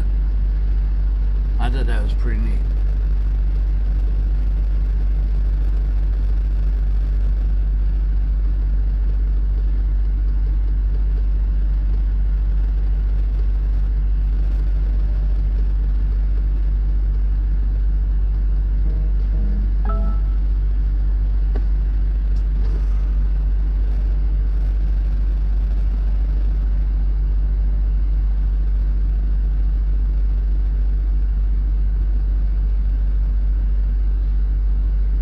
It's almost 8 o'clock. Well, since the trucks are blocking the view, we use some of Poodle's blocks and stuff. We have 1 or 2 pages with Bakery Page Builder. We need to drop them, and I've been kind of like redesigning the pages so we can get away from that bakery garbage.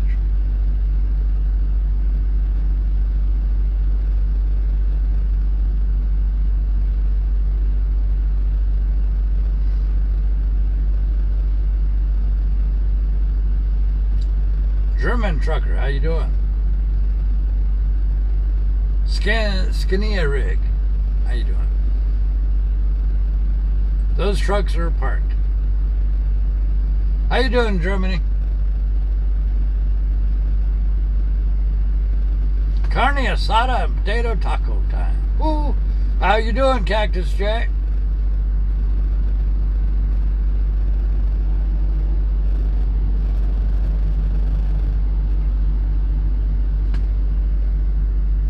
We got 278 people watching. I was gonna say, how about we fold up shop, but how do I kick 278 people off the channel? I can't do that to y'all. I wish those trucks weren't parked there, or at least that one. I mean, there's a whole fuel island past them.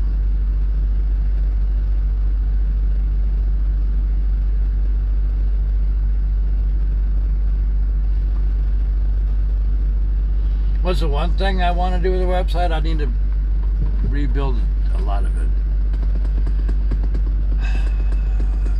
It only does half of what I want it to do. We need to... You know, I'll tell you one stumbling block I have. Maybe you guys can give me your opinion. Y'all ready to give me your opinion?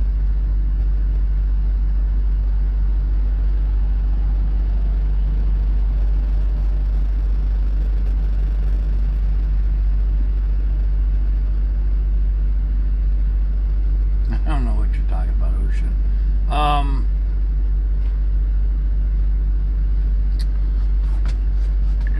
You know, the thing that frustrates me. Alright, so my idea, I would like the front page of our website, the first thing that you see, tell you a little bit about the website, who we are, a little bit about the store, a little bit about who we are, what we do, what you could do on the website, all that stuff. Kind of like a general introduction to who Big Rig Travels is. Then from there, you could click on current trip information, you could click on YouTube videos, you could click on FAQs or whatever.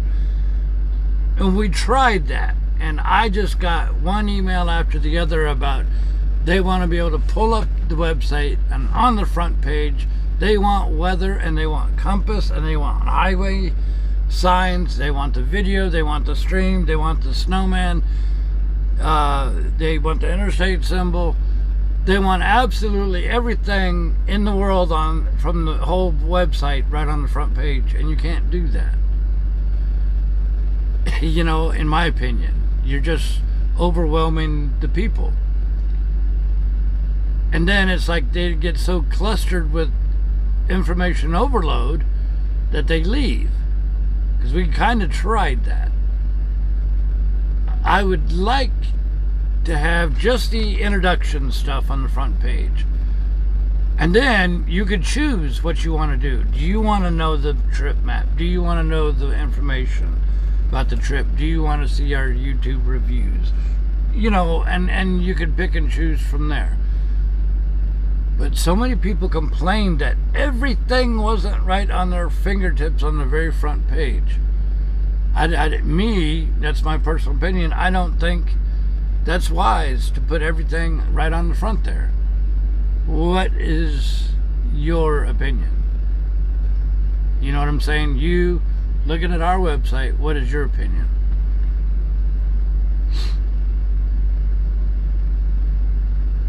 And it's rough to do that. I like to compartmentalize everything. If you want trip stuff, it should all be on one page. If you want maps, it should be in a map box. You know, that type of thing. Our store got so huge, we had to make a new website just for that. You know, just for the store.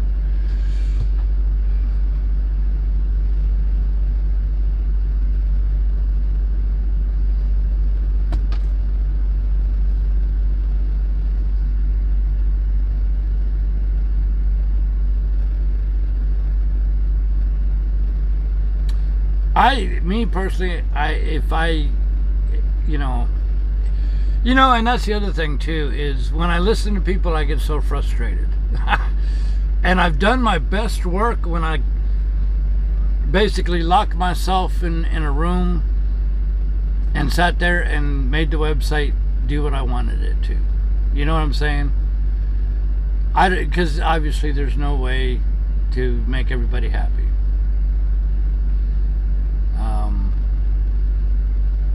You know, I would like it to be on the front page a little introduction, and then a section that says explore Big Rig Travels, here's what you can see, and then send them to the photography, send them to the video reviews, send them to the trip maps, send them to the trips, send them to the snowman, whatever.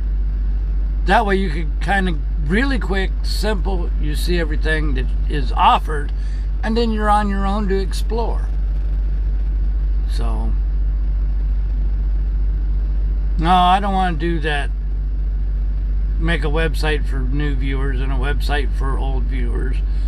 We actually sampled with that. I had two different versions, and that got to be a complicated mess. It really did. Hey, thank you. I appreciate you buying the Mash It shirts. What do you think of it?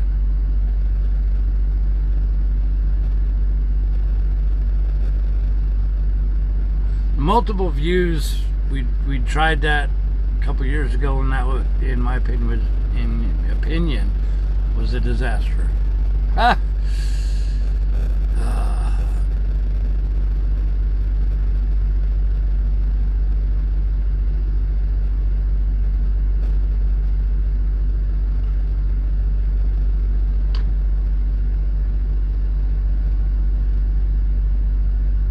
Howdy, Rob. How you doing?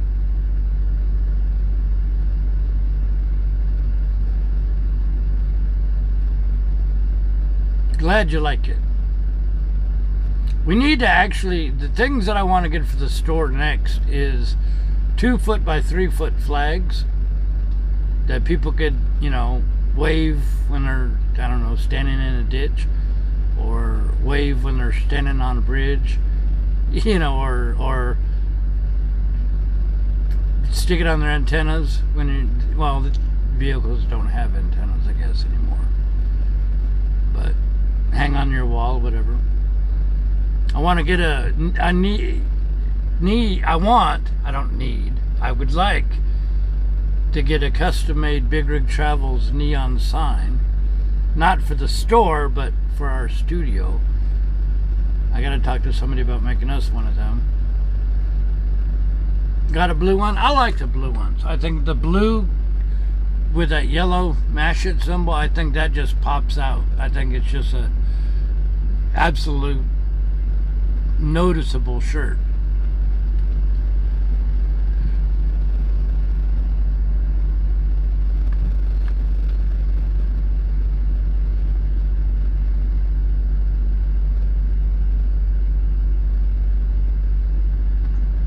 Well, I don't think it's a lot of complainers. I think it's just a lot of people who tell me what they want. Which is 82 different ways.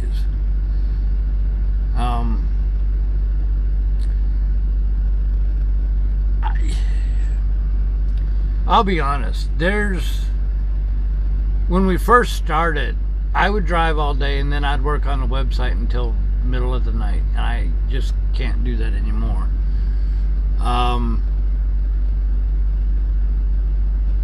And there's times where I'll go through periods of really getting down to the nuts and bolts and figuring out stuff that I want to do. Even if you guys don't see it, you know, it'd be like a background thing, or even doing research about what I want to do next.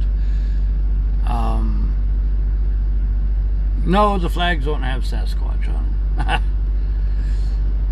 We want to come up with new steins, stoneware steins for the store. That is actually kind of already in progress. And a couple other things that I am working on with the store. That store has just exploded. You guys have really done a really great job. I mean, what was it? A couple months ago? Or was it even last year already? I don't know. I think it was the beginning of this year. We ran a contest, I guess, or whatever. Our 1,000th order from our store got their order for free. And it was a lady in Florida, I believe. She got $54. No, 60, I don't know. $54, I think, worth of merchandise. So...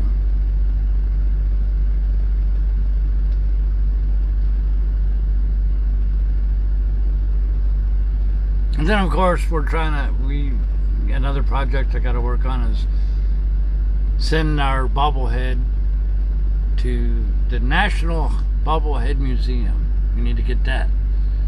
Had that worked on too. I need a right-hand man with in the truck with me, or a right-hand woman that could do all this stuff. I could be like, you know, what do you call that? A personal assistant, where I could say, okay, we need to do this. Okay, you need to contact so-and-so and get our steins ordered. You know, but we're not going to ask a Roku to do none of that. I don't know.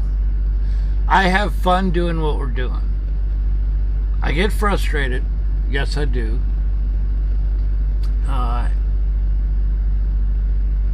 But yeah, a couple people have asked, am I going to give it all up? And the answer to that is no. We've been broadcasting and all for what, 13 years now? Next February will be 14 years. So if we've got 14 years worth of blood, sweat, and tears in our website, we're not going anywhere. In fact, things that I'm trying to look into is when we do watch parties, I want to have a pan, tilt, zoom camera at 20 feet high above the truck. So you guys, or I would do it, I would control it, but we could toggle and pan the camera to different parts from way up high. And now that I said that, I probably shot myself in the foot, because some other truck driver channel's gonna go beat me to it and do it and claim it was their idea. I would also like to get into 360 degree, but that is technologically not available to us because we don't have the truck up on the satellite yet. Now, once we get the satellite, Starlink or whatever connected to the truck and all that stuff, you know, and of course the service is good for mobile, then we could start doing 360 from the top of the truck. And so yeah, even though we've got things going on now, we're looking and planning for things to come across in the next few years. If you think about it, when we started in 2008, our live stream was limited to 10 viewers at one time and was in a 320 by 320 box. So, you know, we use a website for, or we use WordPress for the website. Why do you want a close-up of me? Oh, and something else that I'm working on is going multi-camera as well, especially for the watch parties.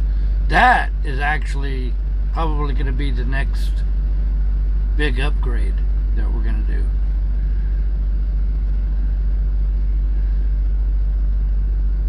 I thought I already answered that. We use WordPress for the website. So, see, my mind actually works on a lot more things than you guys probably think. It just takes time to kind of get it all going.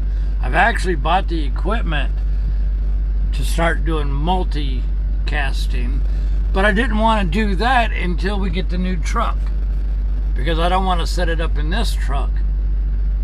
But I guess if we're not, I don't know, we're gonna, anyways, I'll let the cat out of the bag. You know what we're headed towards. So the thing is, though, we're not giving up live streaming.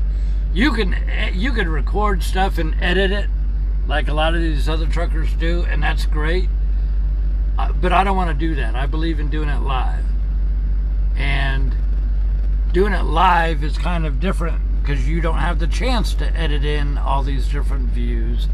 You have to do that on the fly if we're going to do it live. Do it live, do it live. We're going to do it live on the fly. Ooh. So,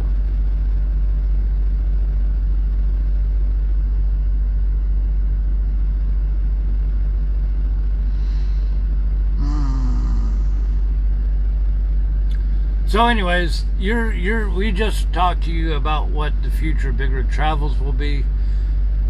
We just have to let the stuff line up. Technology line up. Me getting the website where I want it to be to line up. Things like that. Does that make sense? So yeah, if you followed me way back years ago, the website you see now is a completely different animal than what it was when we started. And in a couple of years, it's going to be a whole new animal again, you know, from what you're seeing today. Does that make sense?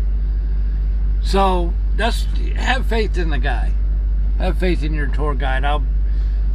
If I could do it, I will provide you the best view available live.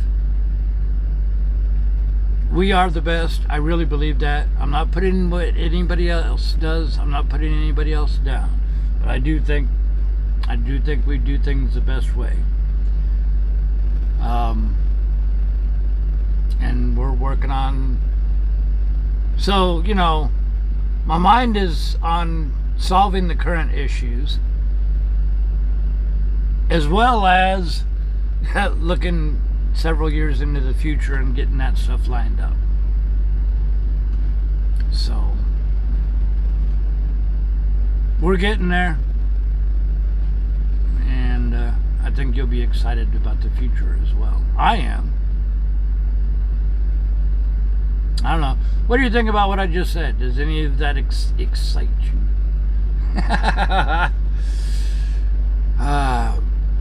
What did I do in the Air Force? Was it plane mechanics? No. We did all of our aircraft avionics out of the military. What we did in the Air Force was electromechanical technician, or an EMT, electromechanical technician on Minuteman III nuclear missiles in Minot, North Dakota.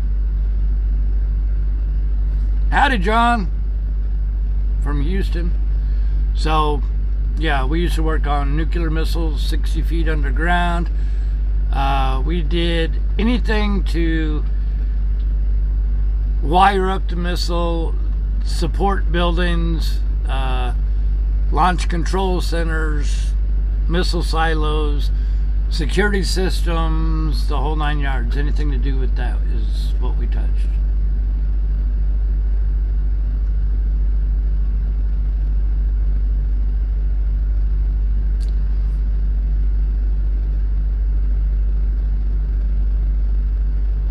Dead Crow, you're welcome, you're welcome. Thank you, Mariana.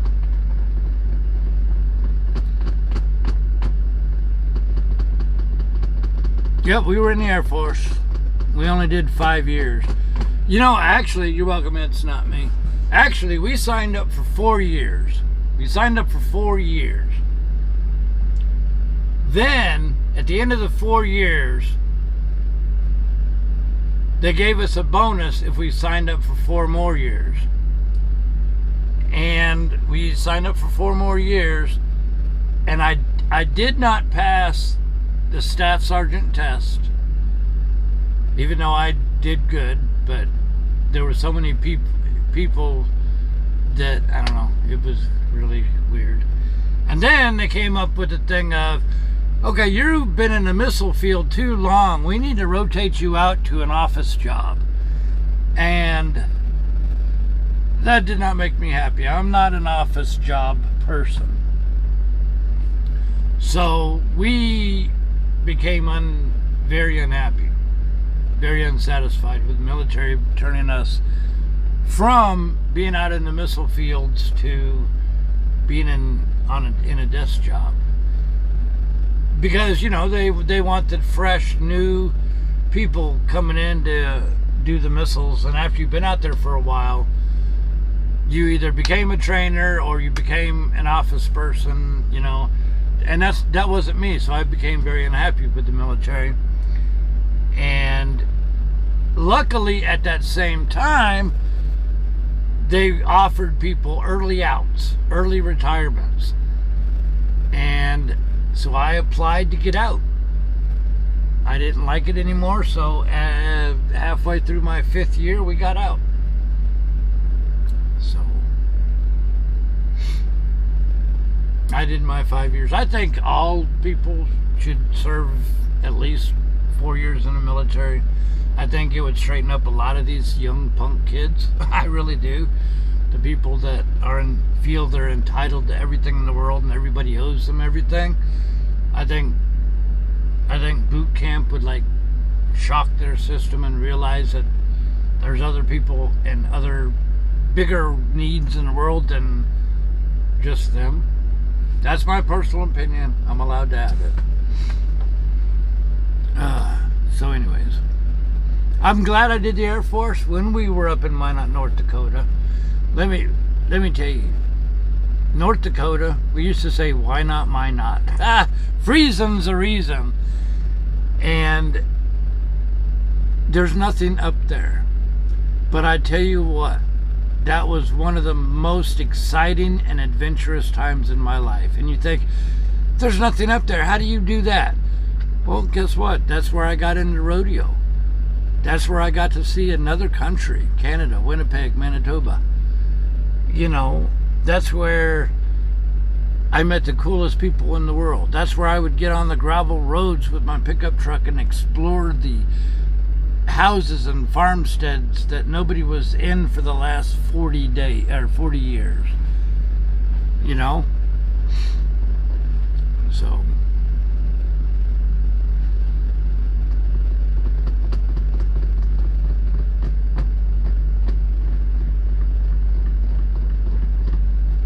it's what you get out of it.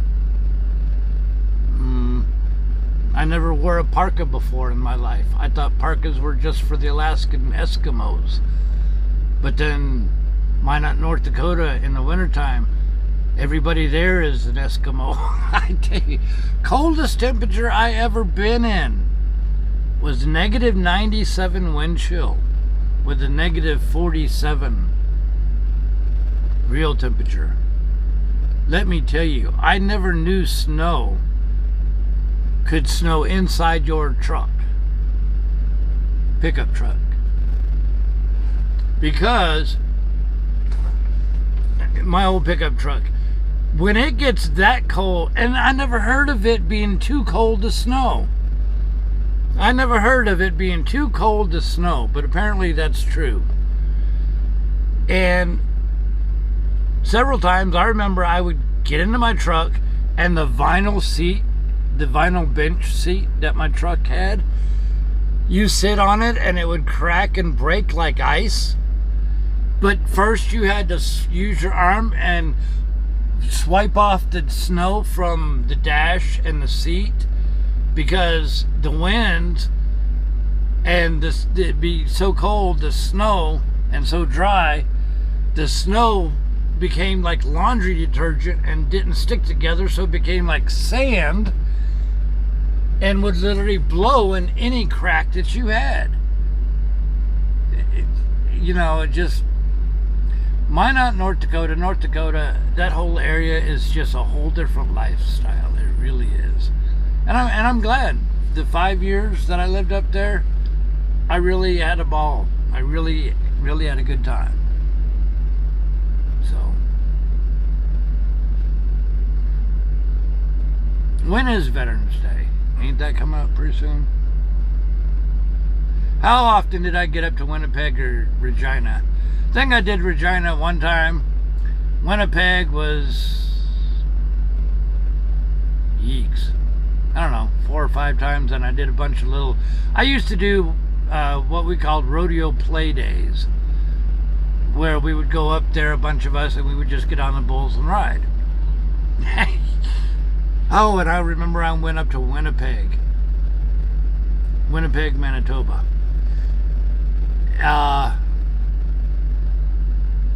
Oh my goodness, I got stories from North Dakota to tell you. One time we went up to Manitoba, and I had my wisdom teeth pulled like 2 days before. And I got a dry socket up in Winnipeg. And the dry socket, let me tell you, it hurt. The 4-hour drive back to base.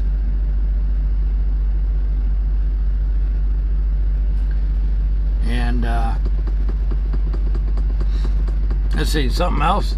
Lake Sacagawea, I could never say it. Used to be the lake that we would go to.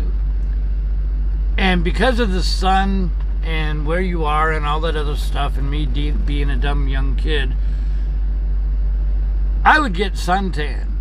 But it would take me 8 hours in the sun to get suntanned. And I was like really dark colored. Especially the day when I fell asleep in the sun. I was like, not a lobster because I used to put oil on me. And I was like as brown could be. But it only worked up there. And then of course, well, I don't want to bore you with my stories, but yeah, I really had a good time up in North Dakota. Completely different life.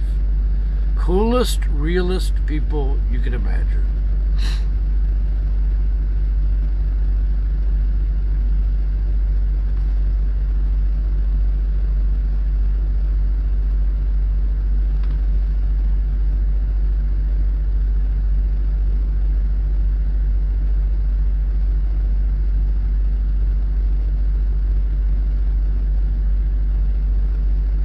I remember one time it snowed.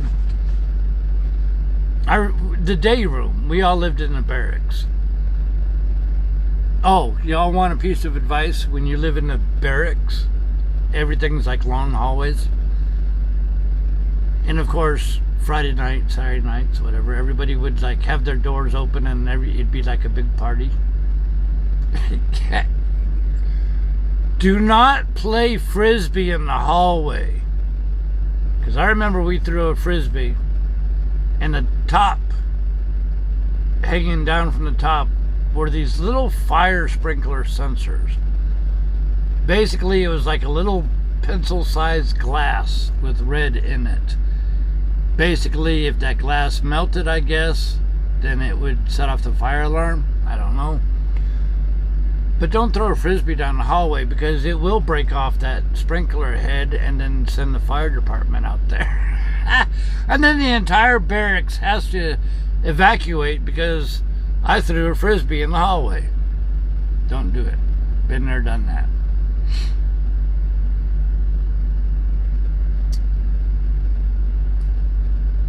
But the thing I was going to tell you is Thanksgiving weekend. I remember the news saying, you know, snow flurries, we might get an inch or two. And I remember sitting in that day room watching it snow heavy and heavy and heavy and heavier. And I thought, for a little few inches here and there, not going to amount too much. It was a lot, and it was piling up. The sidewalks started to disappear. The bushes started to disappear. I fell asleep, and when I woke up, it was still snowing.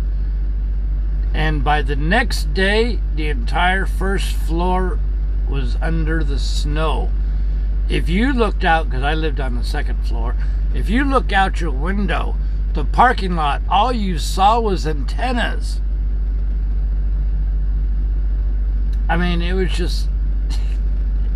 And then people would go to this outside fire escape and jump off into the snow. That was fun. That was...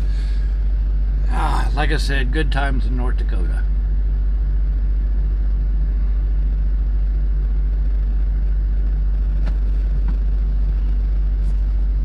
Never did get to ride a snowmobile. I still want to. I want to ride a snowmobile just to do it.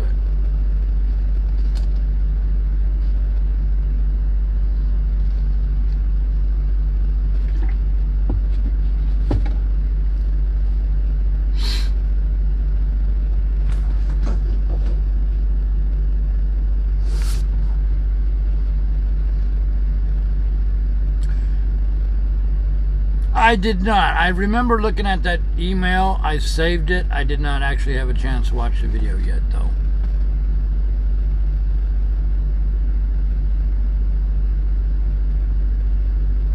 Oh, something else about North Dakota. I used to develop my own slides. I used to develop my own film, my own slides, print my own film. Because back then, there was no such thing as digital photography. And you could actually rent space and time at the Bases Photo Lab. Where, I don't know, I think it was like $1 an hour or something like that. You bring your own paper, you bring your own chemicals and your own supplies, and you could use, you know, their darkroom.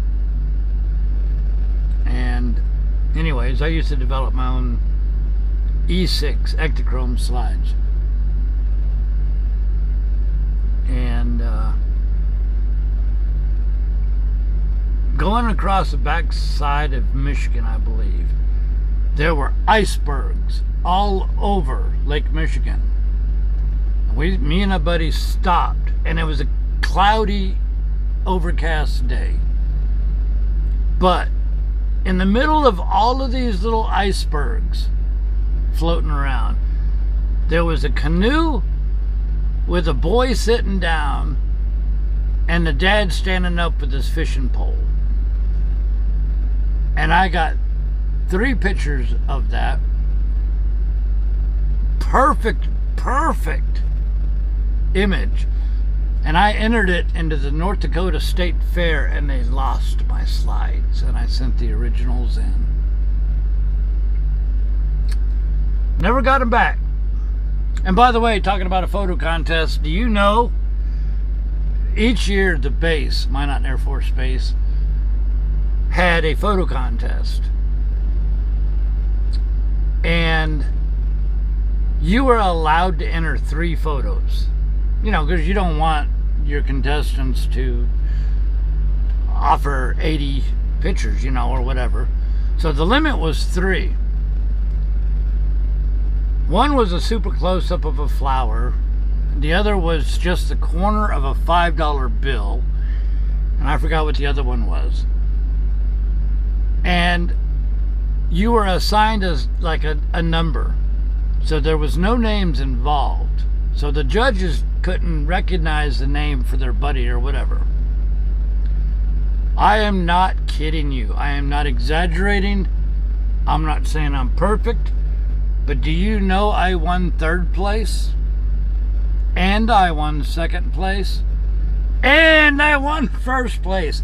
All 3 of my photographs won. I could not, that's like, how do you do that? You cannot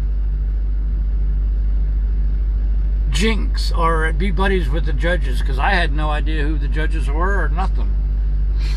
But I actually got 1st, 2nd, and 3rd place. I could not believe it. I still got those photos.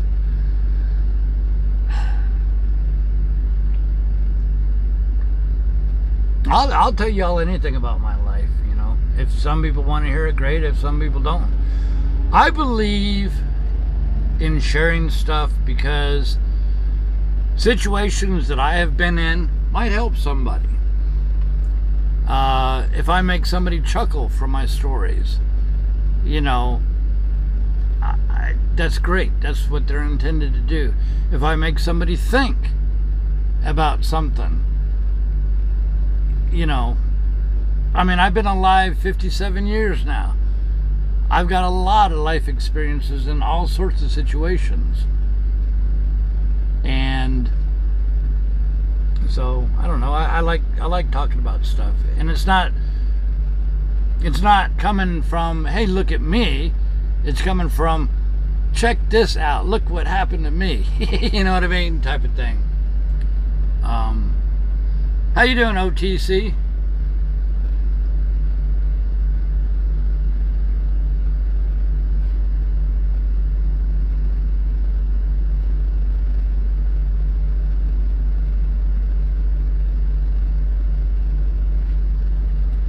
I would like to make a book. In fact, I had plans on making a photography book called A Million Miles of America. Talking about, you know, a lot of the pictures. I was going to make it 11 by 17 coffee table book. the printing for each book alone is over $100. And I'm thinking, okay, so $100 plus postage. Who's going to pay $100 for a coffee book? You know what I mean?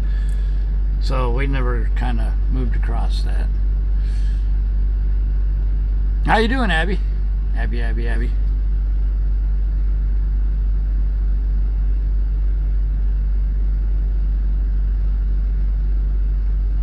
Abby, you're welcome.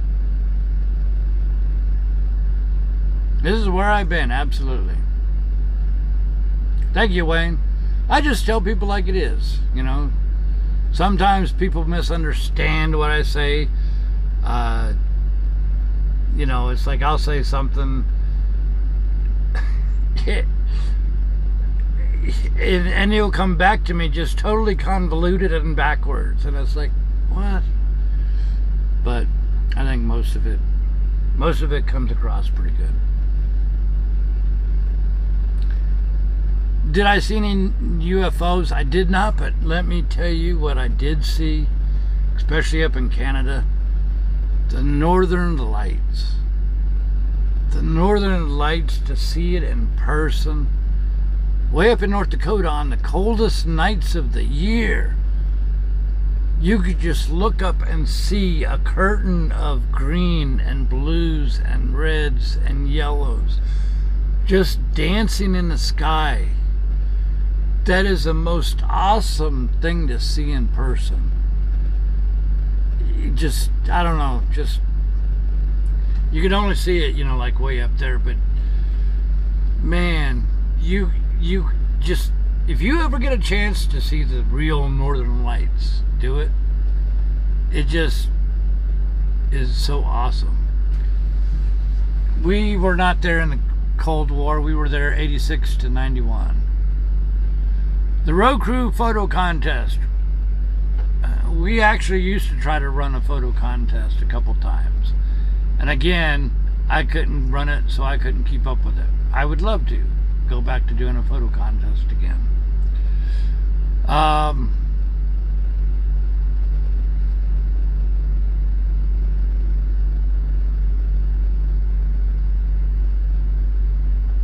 There you go, Peggy.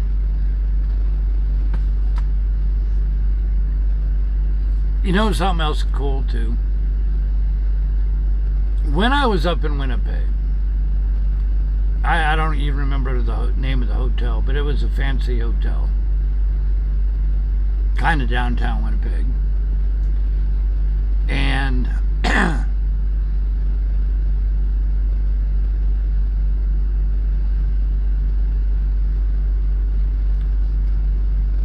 all these fire hydrants, or all these fire trucks and stuff went off, and so everybody gets up and looks out the window.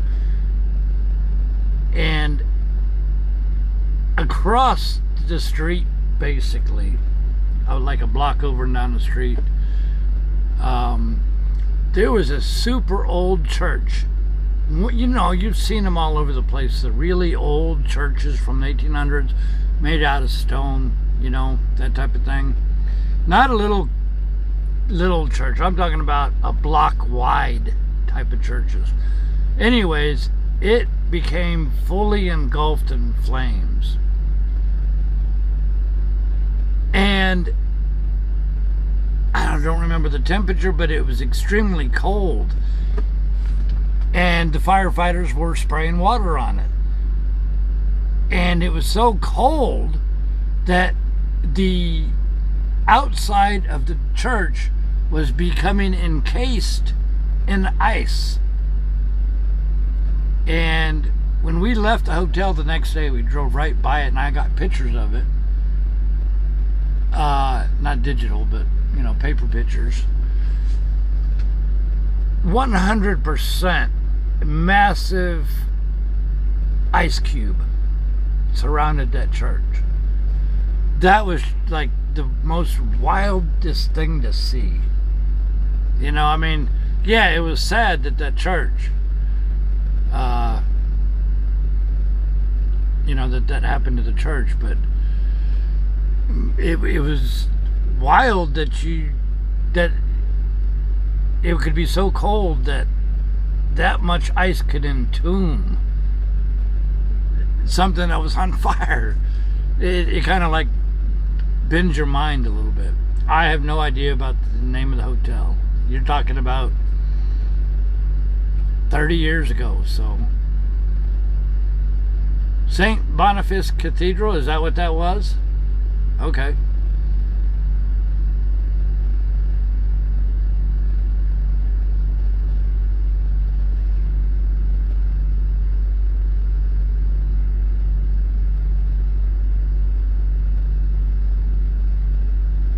Did I remember the January 2019 cold wave? I have no idea anything about that. I don't know where or when or whatever.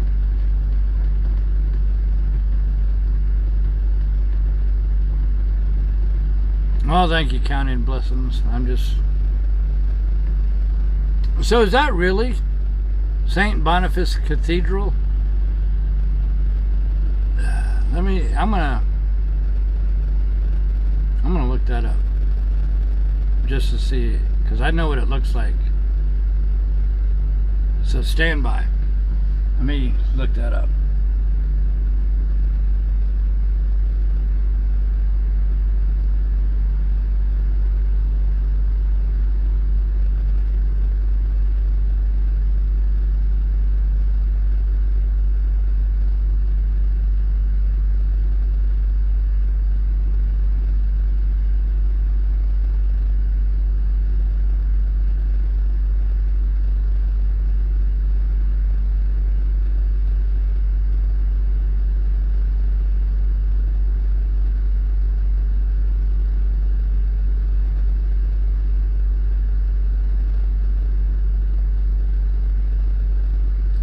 Well, it says it had a fire in 1968. I promise you, the fire we saw was after 1968. So that's not...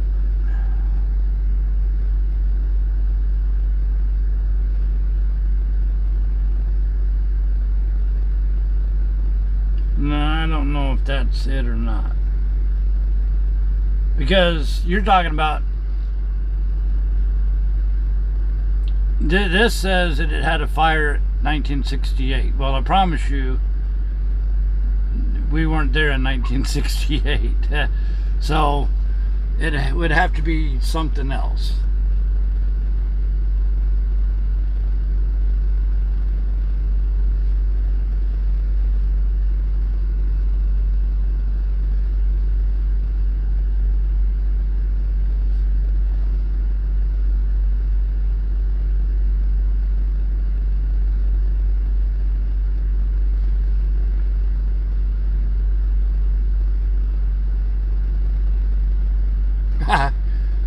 They're not attached. There's actually, if you look at it, the bumper of one is at the door of the other. So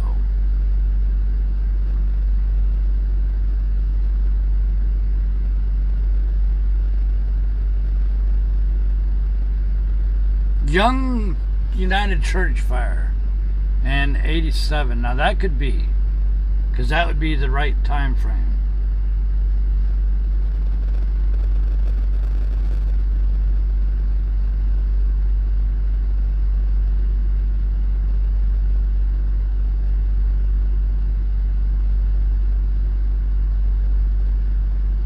Let me look that up.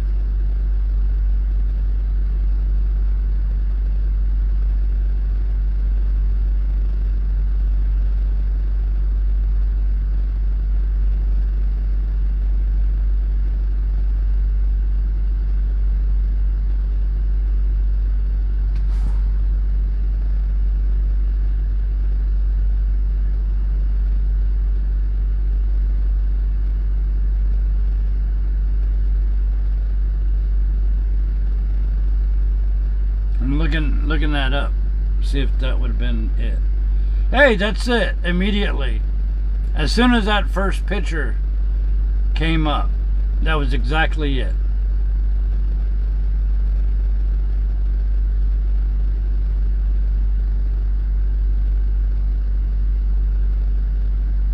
That's exactly it.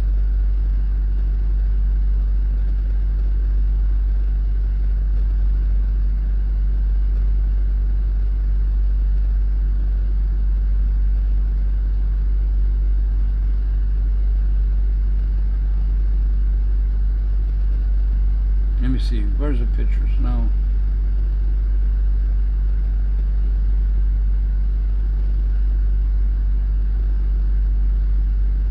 Wish I had pictures of it. That looks like it, but I don't know if that's...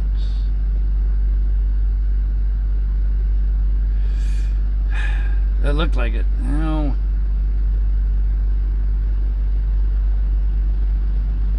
I don't know. Maybe that's an old picture.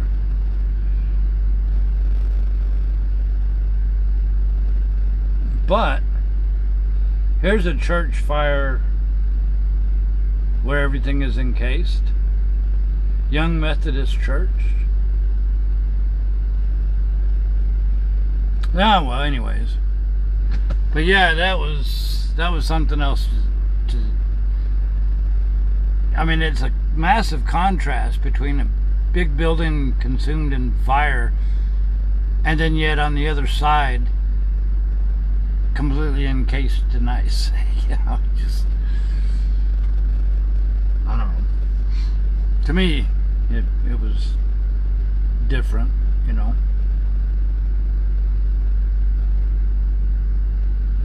And the thing is, everybody, well, at that time, everybody liked you because we would pay in American money, and at that time, American money was worth more than the Canadian dollar.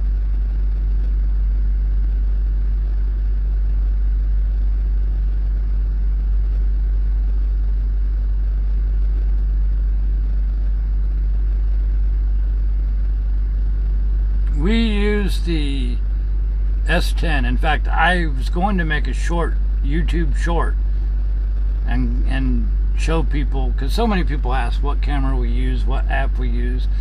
So I was going to show you my side of the app and all that, and that's something I was going to actually do pretty soon. Do I remember what I was doing during the moon landing? Actually, I do. I remember sitting on the floor in front of my sister's baby crib. Mom was in the kitchen behind us.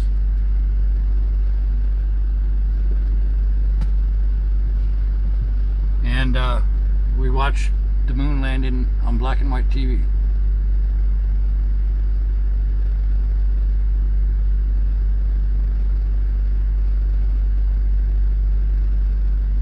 What time do we deliver tomorrow? Whenever I wake up. We're not going to actually deliver, we're going to drop it in the yard.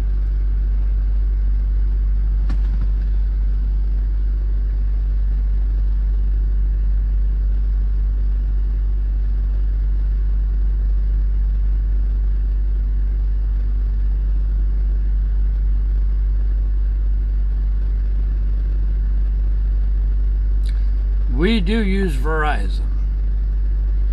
And we do get throttled when we're at a congested tower. We do get throttled back. But other than that, we've got full range. We're grandfathered in from dang 10 years ago.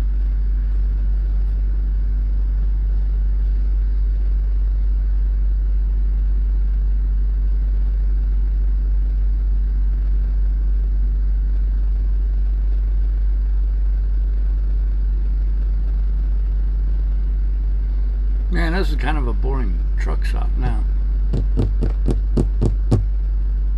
Are we buffering now? I didn't think we were buffering now.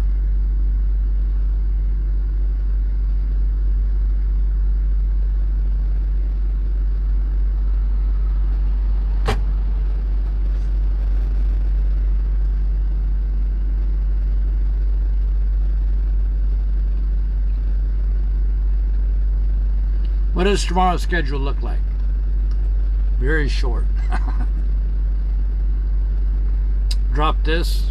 Our other trailer is already in the yard waiting on us. So we'll go in, pick up that trailer, drop this trailer, pick up the next trailer, and head back out of the yard. No parking at the end, buddy.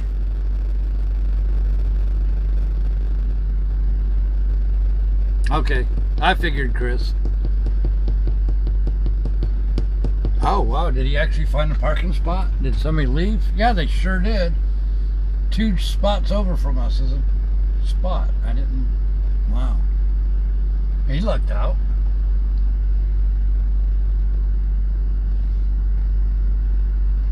White truck ruined it, I know.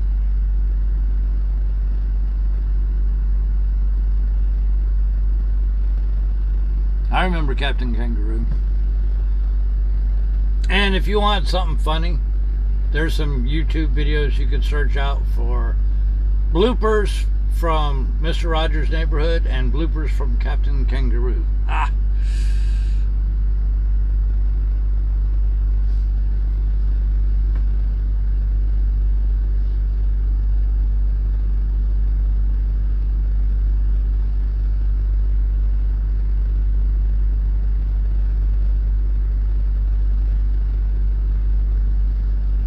I used to read Garfield comics.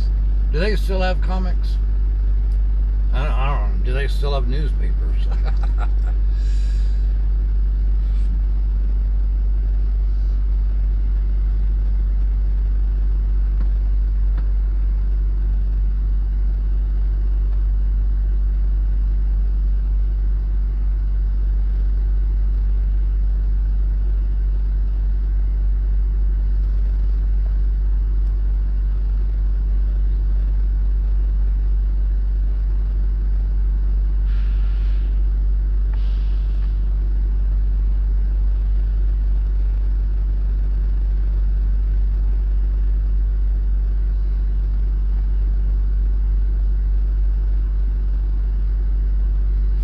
But you guys are what makes the website happen.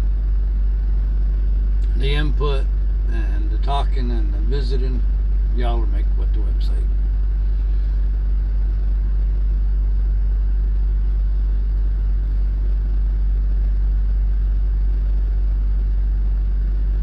Here comes another customer.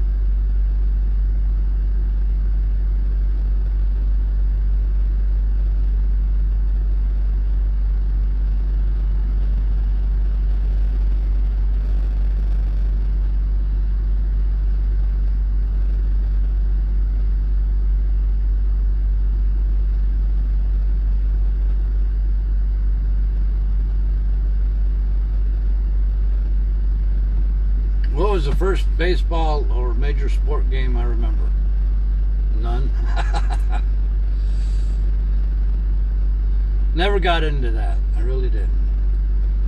In fact, in PE for school, I hated it. Absolutely hated it.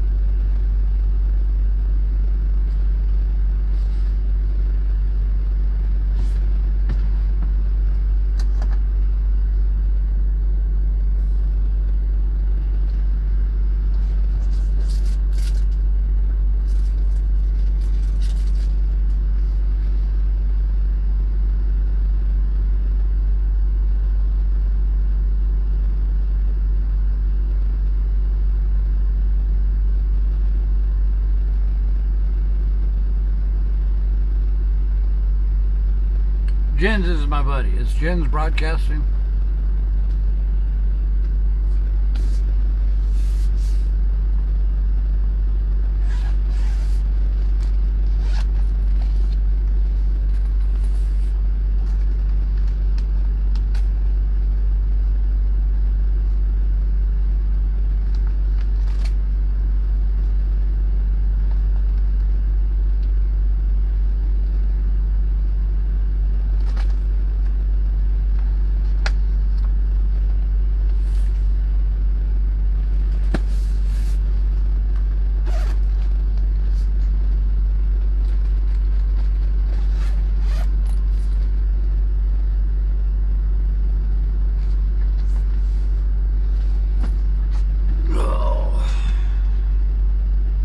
I say we close up shop at 9:30. What do you think?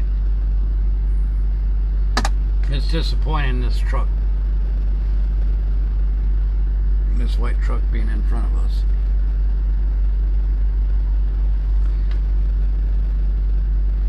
Open mic tonight. What else you want to talk about for 10 minutes?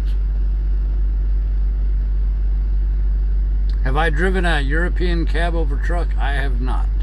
Although in the military I drove a 1968 missile support van that was cab over. Learned how to drive an 18-wheeler on an Astro 18 speed, I believe. And the passing test, besides the safety rules of the road and all that stuff, we had to go from 0,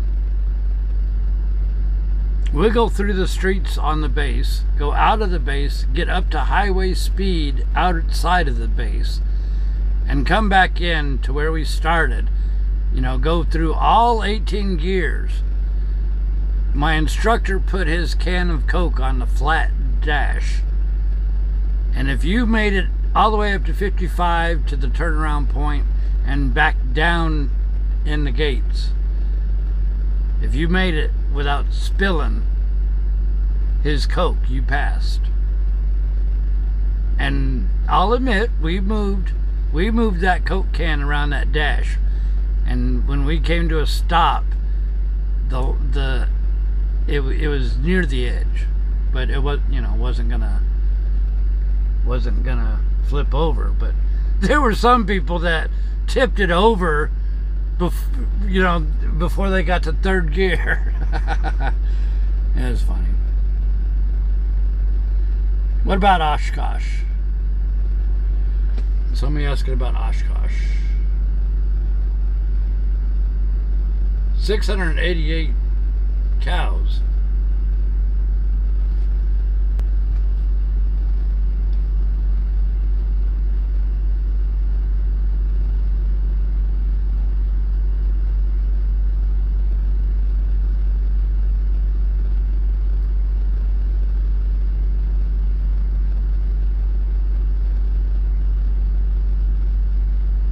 You're welcome, Justin.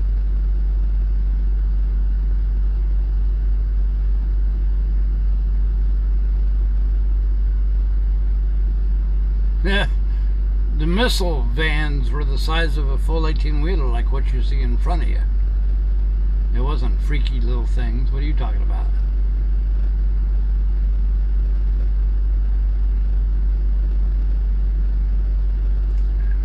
You know, I don't remember the name of the truck.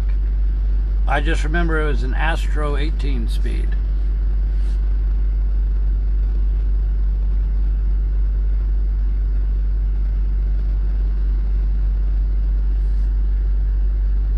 Oshkosh truck. I'll be honest with you, I have no idea what the name of the truck was.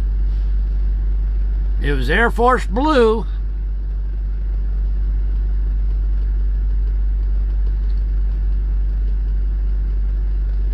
I remember even when we would carry target data,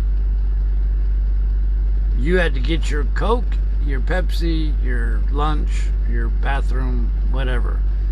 Because once you left that gate, you know, we had helicopters, we had sheriff escorts and helicopters up ahead.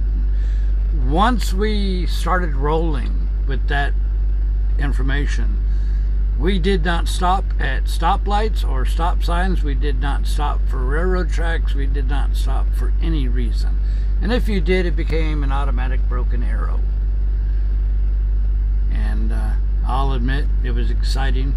Going through the small towns without stopping and being escorted by sheriffs and PK trucks. PK were peacekeeper trucks, fully armored trucks with the cops up top.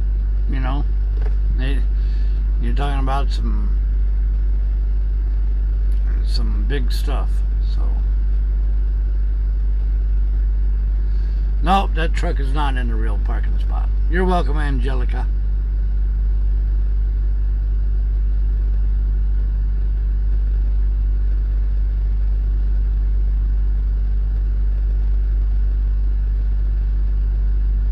Oh yeah, okay, you're right.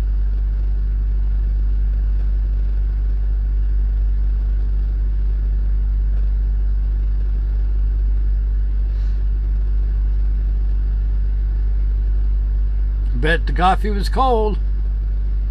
How's the new clutch working? It does pretty good. It shifts a lot tighter, I can tell you that. So it's pretty good. No warnings since then.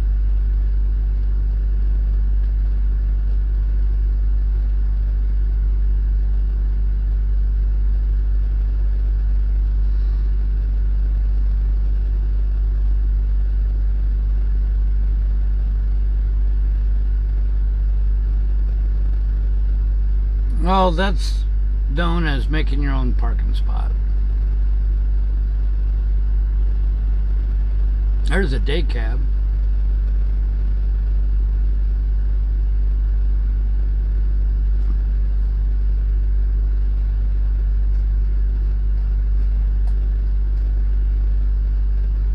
Oswald, how you doing? Where are you from, Oswald? I don't remember your name. How you doing to Paris? Paris checking in.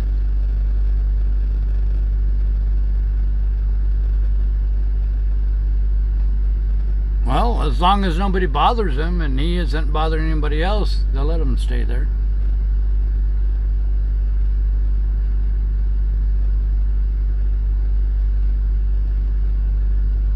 Boy, the Ralph, that's a colorful graphic you got by your name.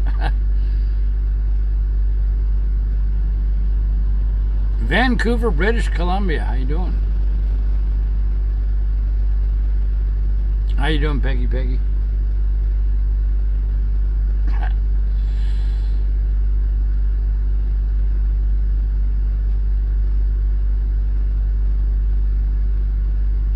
3 more minutes. 3 more minutes. Okay, how about we do our exit song? Ain't done it in a while. I appreciate you guys very, very much.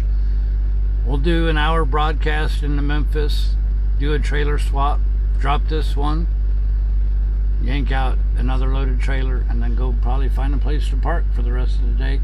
We'll only be running about 3 hours, available to run tomorrow. So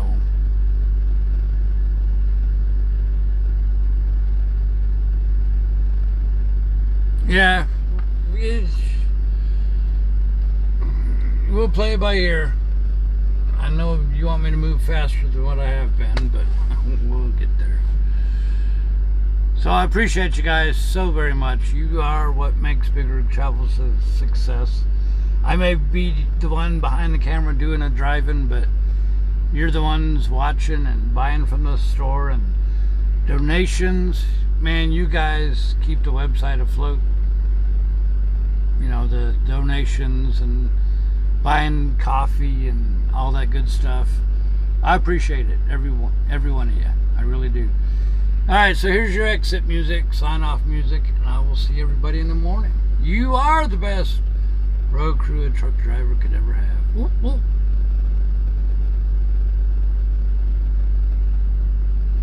Welcome to Big Rig Travels, your guide to the American highway.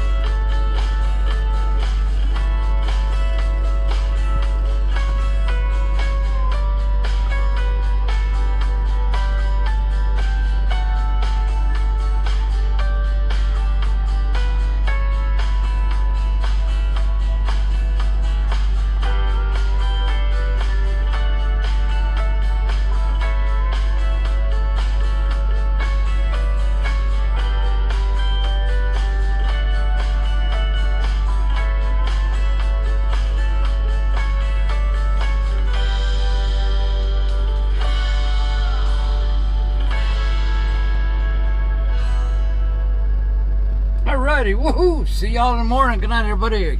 From Holly Springs, Mississippi.